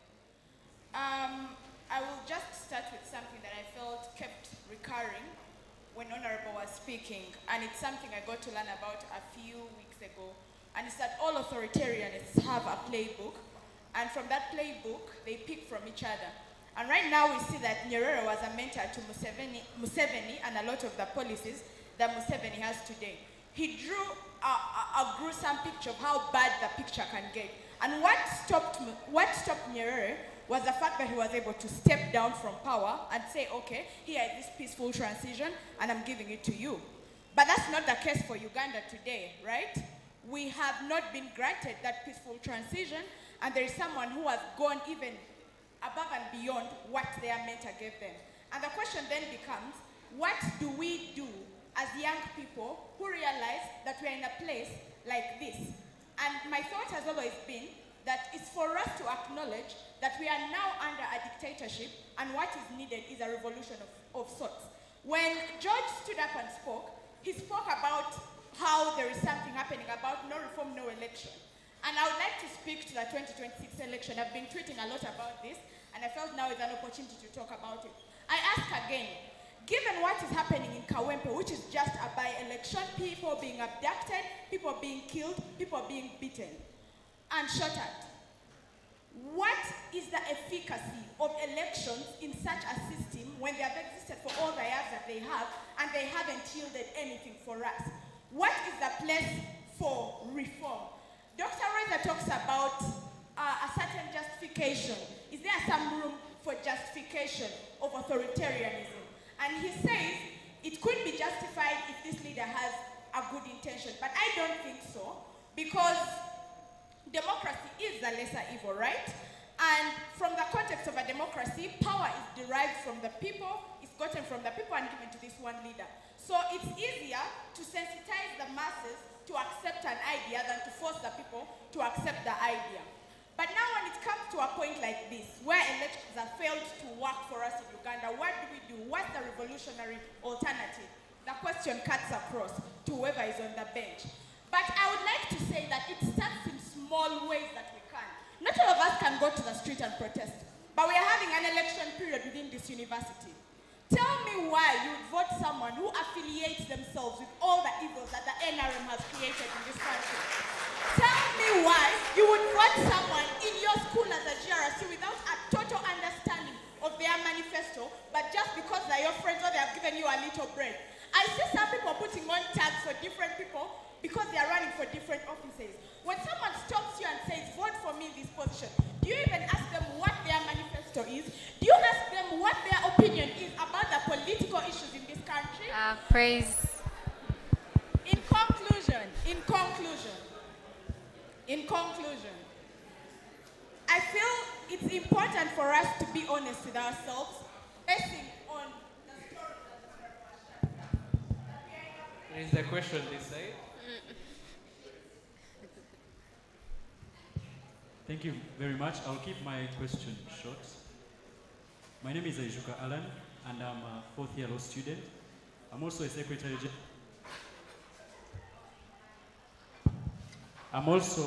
General of Africa Poetry Students Organization. It's a regional-based organization. I say that because we've been moving out there into institutions of learning, preaching about the legacy of Nyerere. And it seems my mind has just been sanitized of the excessiveness in which I've been preaching the good man. I now understand that we have to be critical at some stage. My concern is about the Nyerereism that continues to flow around the region. We are soon launching an Africa Poetry chapter in Tanzania, a few months from now. But our concern is East African Federation. We are seeing what is happening in Congo. It mirrors exactly what happened in Uganda in the 1980s. The strategy that M23 takes in, taking on a few parts in different stages mirrors what happened here in Uganda. Do we have hope that this kind of mentorship that has neighbors enter the spaces of neighbors and stabilize neighbors, does it give us hope for the unity of East Africa? Thank you very much.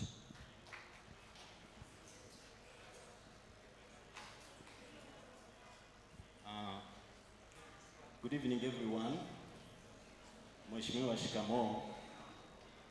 Naitwa Douglas Guti kutoka Temeke, Dar es Salaam.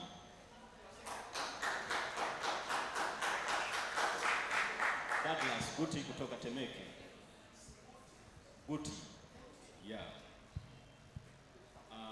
Mheshimiwa, my question to you is, in the quest to recover from the authoritarian rule of Julius Nyerere as it was, I feel you as the chairperson of Chadema, congratulations upon being elected, but Chadema has failed the people of Tanzania. In 2015, Mheshimiwa, you very well know that Edward Lowassa, who was the former Prime Minister of Tanzania and a proud member of CCM, was given the card of Chadema to represent it on the presidential elections. President Magufuli, may his soul rest in eternal peace, won that peace. However, there was a contestation. And when you came to stand for presidency in 2020, Mheshimiwa, President Magufuli won with 84.4%, a win that was unprecedented and one that has never happened before. So don't we think, Mheshimiwa, that Chadema has failed the people of Dar es Salaam, and there has not been enough work that has been done to support the people of Dar es Salaam in the quest for democracy? Thank you. We're going to have a very last question. Please keep it under 2 minutes. Okay. I'm Semalash Marsenyanjo, law student here at Nyerere. My question is, as you've been speaking about Mwalimu Julius Nyerere as a Pan-Africanist, we know that he was a member of the Monrovia group, not the Casablanca group. I would like you to throw some light about it. Why did he choose the Monrovia group that wanted progressive unity rather than the Casablanca group that wanted unity there and then, and yet in his own nation, Tanzania, he preached unity and even practiced it in a way that was violent and in a way that was, for me, it's justifiable. I think when he came to Uganda in 1979, he had to take over Uganda in order to unite it with Tanzania. Would have had, at least unit of Africa would have started from there to spread all over the continent. Thank you. I've been informed we've been given 5 more minutes, so please keep it short to give other people an opportunity to ask questions. Hello? Okay, so we shall have you and then someone at the back there.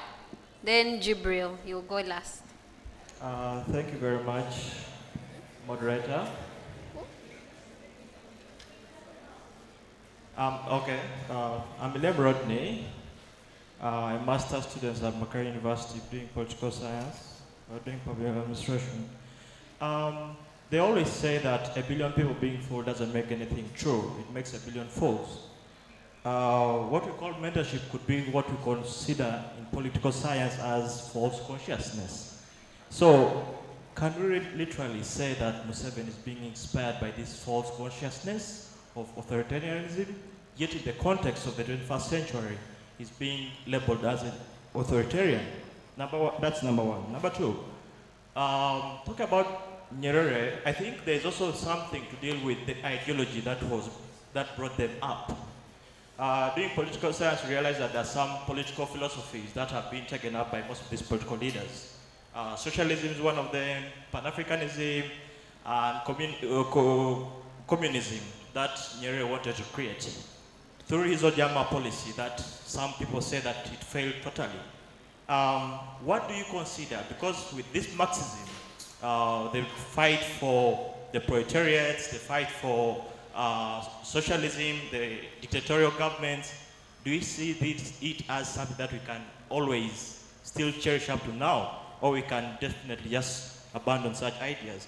Lastly, talking about this world situation, I feel like how do we now associate with such people at this moment, knowing clearly that to some extent their political ideas, their mentorship and all that has just been a fabrication? Yes? And how do we really relate with this information at this moment? Are they still relevant for us? Thank you very much.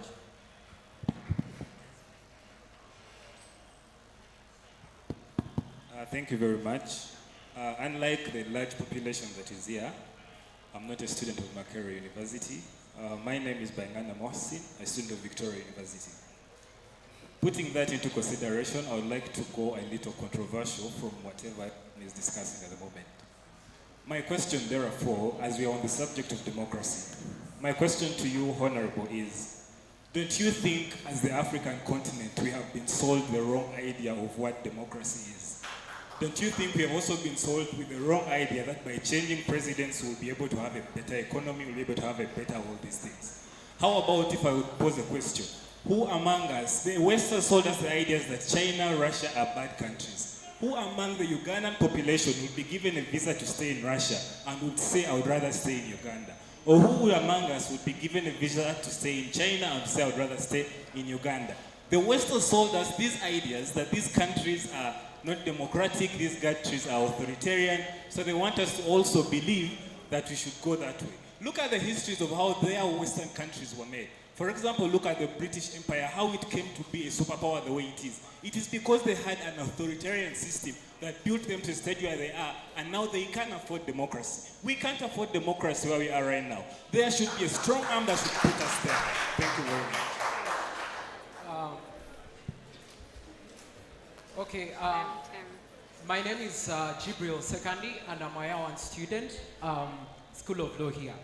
I have like 3 things. Firstly, I would submit that, like anyone or most of the people, the problem that most of Africans or people have is not the time that presidents stay in power, but the kind of services that people give during their time of service.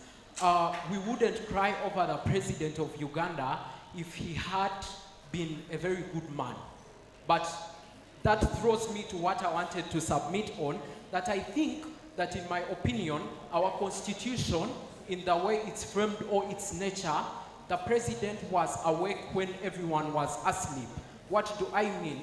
That by the nature of powers given to him by the constitution and the checks, it seems as though that it created like a dictatorship already. Because you can't put me in power and give me power to get people to check that power. I think that's a blunder in our constitution. And Jibril, conclusively, our university seems to be an extension of the president's dining room. As everything that is happening here isn't any different from what the president would want. I submit. So I've been informed of 2 insistent hands from the beginning. I started asking questions. So, but I'm only allowing you to speak on agreement that you ask 1 question. Okay. Can we have him and the gentleman at the back? Those are the 2. 1 question, please.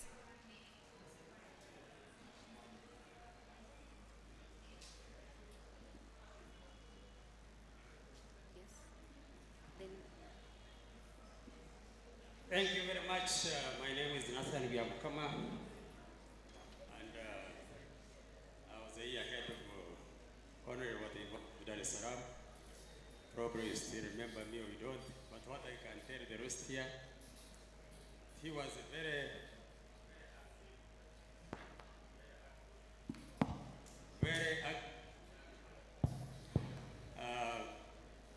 prison suits.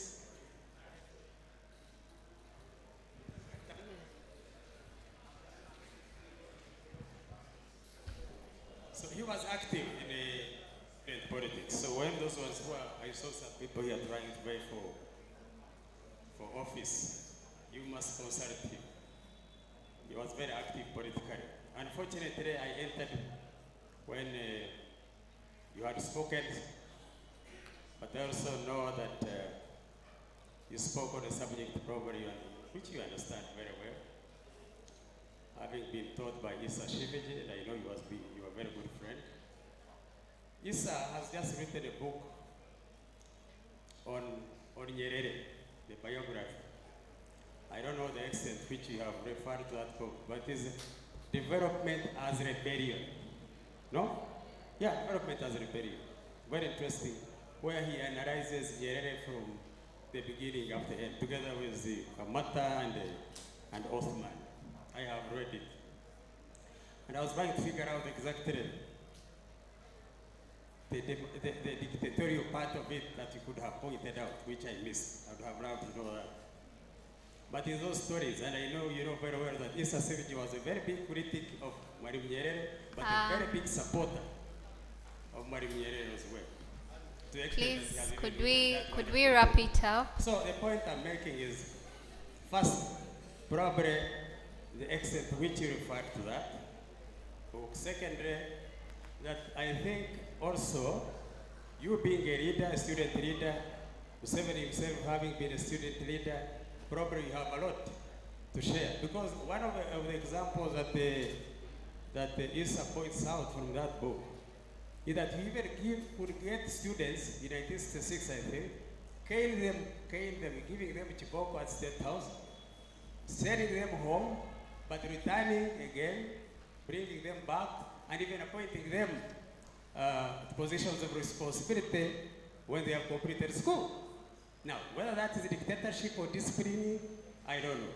But thank you very much, and I'm happy to see you again, as smart as you were at that time. Thank you. Please. No, it's this gentleman here. That's the last question. Okay. Good evening, ladies and gentlemen. My name is Paul Maige. I'm Tanzanian. Let me declare my interest. A student here at Nyerere, pursuing my master's in peace and conflict studies at CHUS.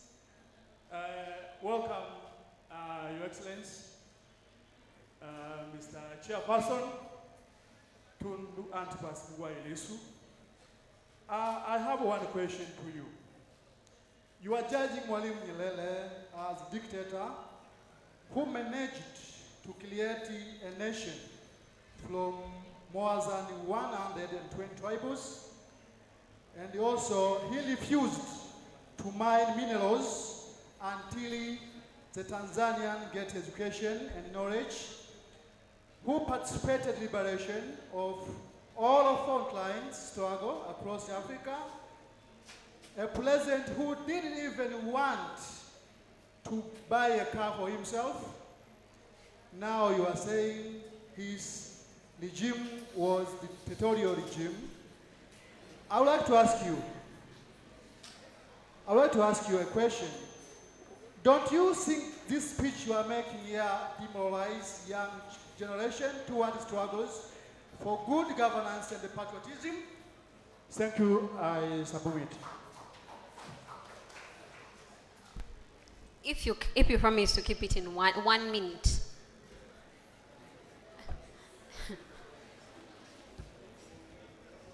Thank you very much for this opportunity. I'm Charles.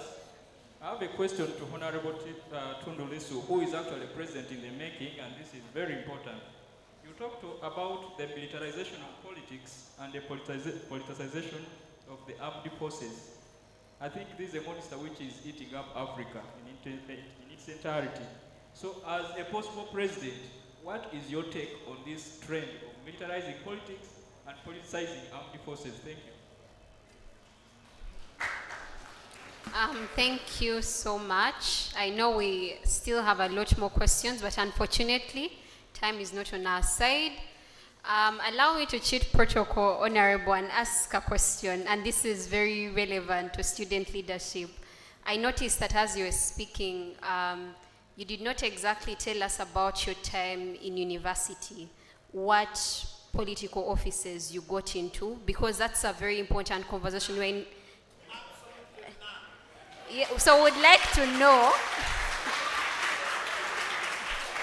So I would like to know from you whether the whole student politics is relevant to the grander struggle out there. Is it relevant, or are we wasting time?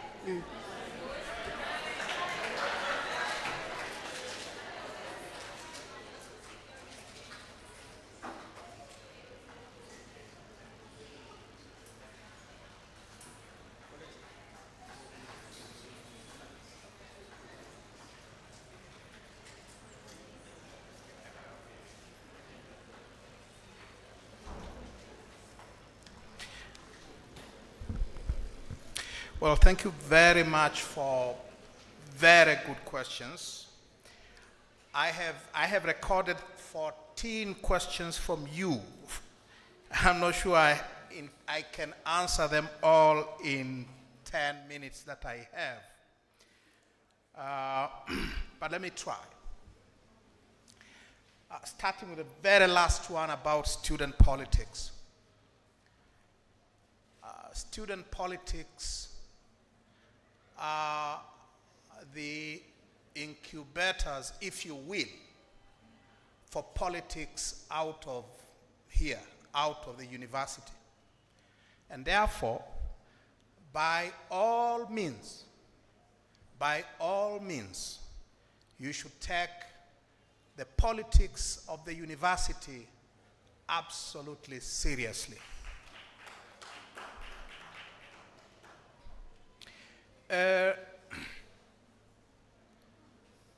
Mwalimu, just, you know, the 2 hours, 2 or so hours that we have spent here, if there is one thing they have shown is Mwalimu was a very complex character. Mwalimu was a very complex political figure. I think it is important to understand that complexity. The attempts to put him on a pedestal, the attempts to canonize him, whether as a secular saint or a religious one, are attempts to dehumanize Mwalimu. What we should do and what we should make sure we do is to humanize Mwalimu Nyerere. A great man, absolutely, but a man all the same. A fallible man. He never was. He never was, and he could never be a saint. And so for my 20 cents, I have tried to show that Mwalimu was human after all. He committed some very fundamental mistakes. There are stories that we cannot tell because of the shortage of time that may actually lead to us questioning some of his motives, because it is always told that the intentions were good. His intentions were honorable. But you should remember, the road to hell is paved with good intentions.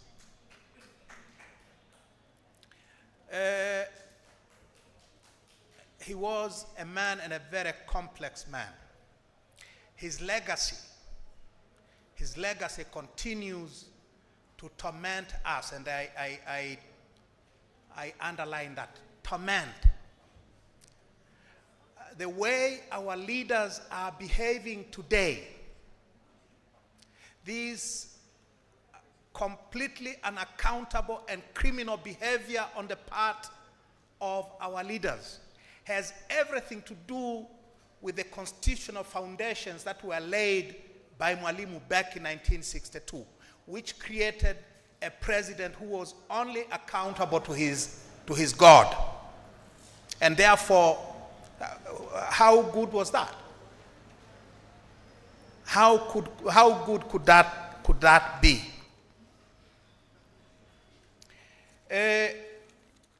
Mwalimu created a nation out of 120 tribes. I would say he created a very powerful state. Now, I'm not very sure whether a state is the same thing as a nation. We still have our 120 tribes. We still do. We were not fighting amongst ourselves in the 80 years that we were under colonialism. We have not fought amongst ourselves in the 64 years that we have been independent, that we have been the post-colonial. The post-colonial stability in Tanzania originates with the German colonialism. I think that is very important to point out. All right? Secondly, it is important to underline a very important fact, that in Mwalimu's state, if you examine it closely, actually you see a striking continuity between the colonial state and the post-colonial state. For example, The hallmark of the colonial state was the all-powerful figure of the colonial governor. How are the colonial governor's powers compared to the powers of the post-colonial presidents? The hallmark of the colonial state was its violent, oppressive character, characterized by a regime of rightless law and administrative fiat, characterized by the violence, state-orchestrated violence of the instruments of violence of colonial state, the police, the army, the prisons, the courts. How do they differ with today's state, whether in Uganda or Tanzania? And then there are some of the most obvious features, relics of colonialism. How do you call your district bosses here? You call them RDCs, yeah? Resident District Commissioners. Ausio. How did the British colonial state call them prior to 1962? District Commissioners. Your RDCs have powers, police powers. They can arrest you. They can detain you, right? Where did they get those powers from? From the district commissioners of the British colonialism. And you see the same thing in Tanzania. All right? So, that continuity between colonialism and post-colonialism, it must be emphasized. All right? And we often think that, the colonial state that we inherited at independence was unproblematic. It was deeply problematic because it was created for one purpose, to extract wealth from the colonized. It was not an instrument to protect you. It was an instrument to oppress you in order to exploit you for the benefit of where the colonialists had come from. How has it changed post-colonial, post-61 or 62? How has the nature of the Ugandan state different today from what it was prior to 1962? And these are questions that we always have to interrogate. What about ideologies and political philosophies? Mwalimu was a professed socialist. He wasn't a Marxist-Leninist like Mugabe, all right? He wasn't a Marxist-Leninist like Samora Machel, some of his political children. He was a Fabian socialist. He was a socialist of the social democratic type, the Western social democratic type. Kenyatta never had anything to do with socialism. Felix Houphouët-Boigny in Cote d'Ivoire, any other African head of state, Mobutu Sese Seko, they were not socialists. They have one thing in common with socialists like Mwalimu: the authoritarian and unaccountable power that they held over their people and their societies. And therefore, speaking strictly of African leaders of the post-colonial period, the one thing that unites them all is their authoritarianism, not their political or ideological courts they wore at one time or another. What they have in common is the oppression of their people. All right? Mwalimu Nyerere, we will perhaps never know, but hundreds, possibly thousands, were detained without trial in his 24 years of office as president. Detention without trial. Even the British colonial state, in its all oppressiveness, never had preventive detention law. That is a creation of independent Tanganyika. Mwalimu borrowed it from Ghana's Nkrumah. Was a preventive detention law was first enacted on the African continent by Kwame Nkrumah in 1960. In 1962, Mwalimu copied it almost word for word from Nkrumah's Ghana. The British never had it, you know? And you cannot say that the colonial state was democratic by any yardstick. It wasn't. But there are certain respects in which the post-colonial state has been even more oppressive of the people than the colonial state ever was. Since we are in Uganda, you remember the 90 days removal order for Ugandan Asians in 1972? Huh? You remember? How's you? Eh? What happened in Tanzania in April of 1971? Under the cover of darkness, and when I say under the cover of darkness, I mean there was absolutely no debate. A law was rushed through Parliament, through the Parliament of Tanzania, under certificate of urgency. It was passed the same day, I think April 20th, 1971. Under that law,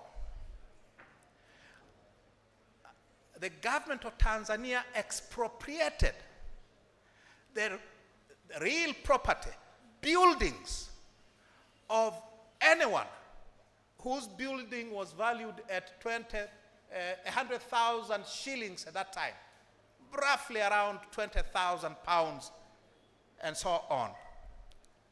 90% of them were Asians, were Tanzanian Asians.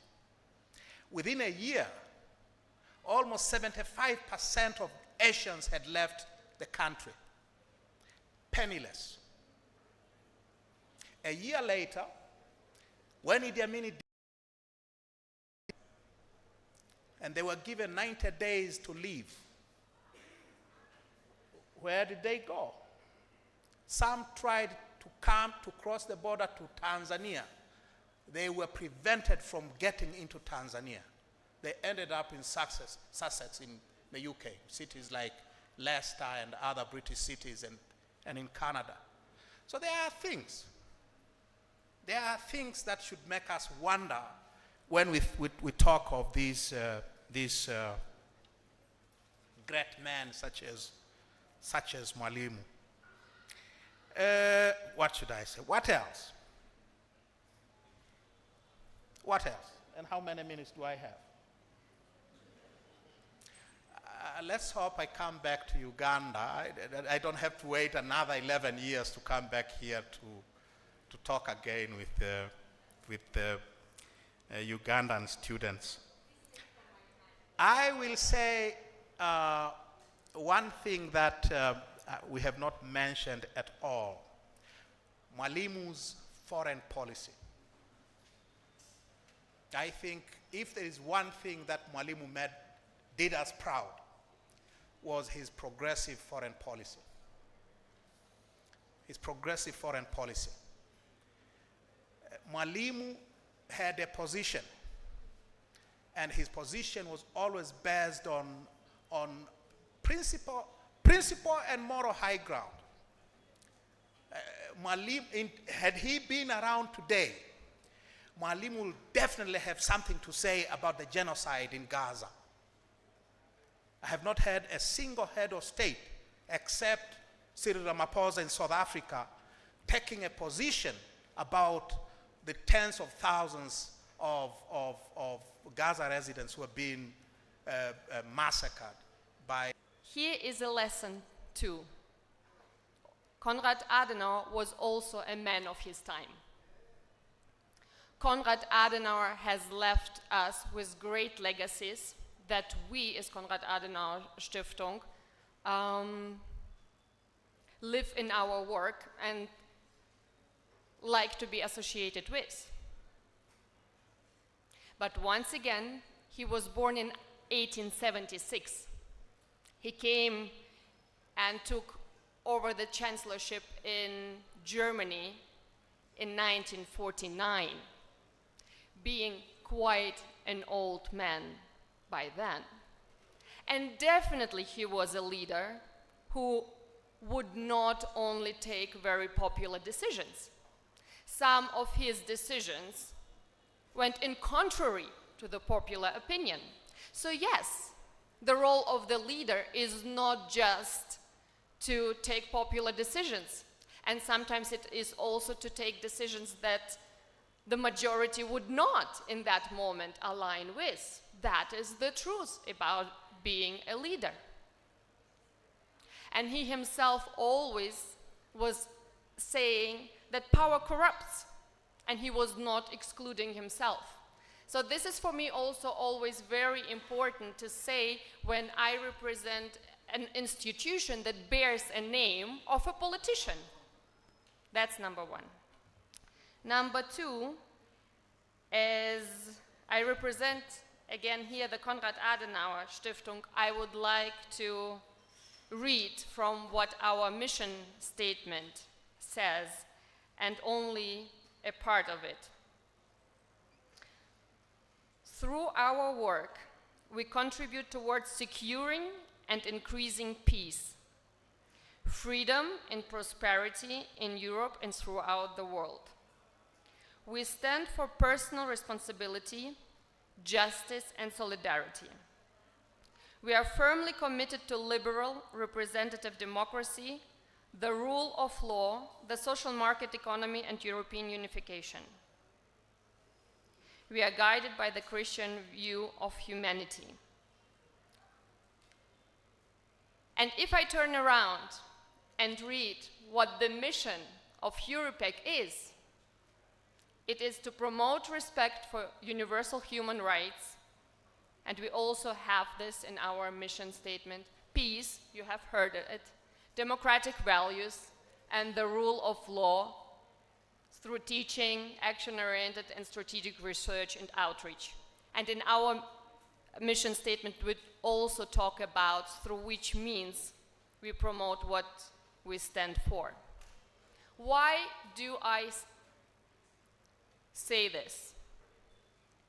Because I want to underline that this mission of ours, shaping democracy together, only works if we find partners with whom we can do it together.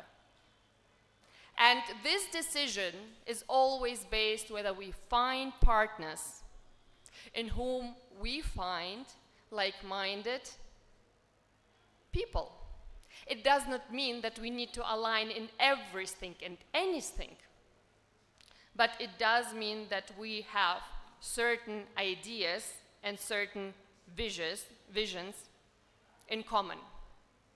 Nowadays, in many countries, partners who work with organizations from the West are called foreign agents. And sometimes my impression is that this term is being used very selectively, because we work with many different organizations, institutions, governments, political parties, civil society actors, academia representatives, from the private sector. And yet, this term is used only for a certain group among them. It is on you to judge and to observe for which one. But it is important for us as a Konrad Adenauer Stiftung, who we stand for democracy, that we do work with the pluralistic society that is reflected and represented in different sectors of the society, and of course politics as well. And we take pride in having a very diverse landscape of actors in Uganda, but also all over the world. And my third point is just to thank you. Thank you very much, Madam President, for moderating this session. It has not been an easy exercise. We could see all the hands behind us from where I was sitting, and that only shows the interest in such debates and the importance to open up this space for such conversations. And therefore, thank you very much once again to Europec for allowing this, to the School of Law and to the Makerere University, which is one of our partners at Konrad Adenauer Stiftung, and we are always very happy to come back to the Makerere University and to work together with different entities at the Makerere universities to open up spaces for critical debate and exchange. Again, thank you very much. And of course, last but not least, Honorable Lissu, dear Tundu, thank you very much for agreeing to stay a bit longer in Uganda, pretty much just for this talk, just to be at the university and talk to the students.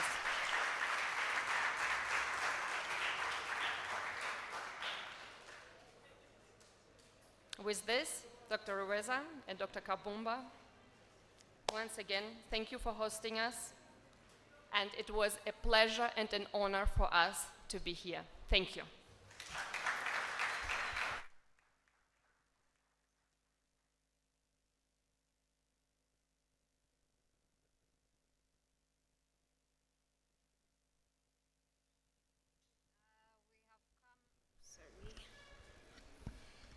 Yes, we have come to the end of our public lecture and engagement today. Thank you so much for coming.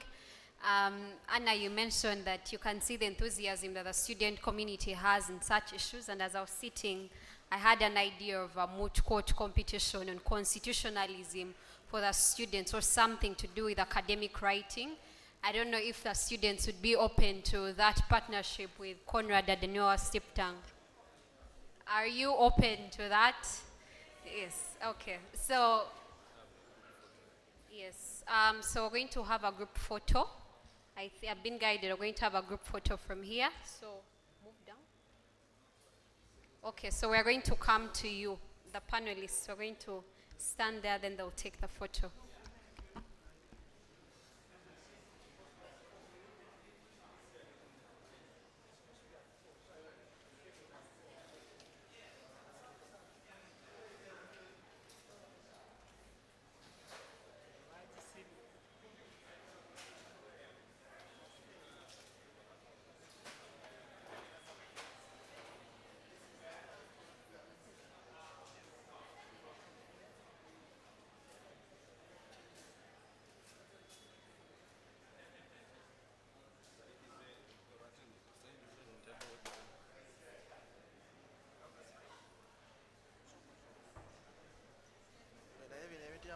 Situla n'ebiguwa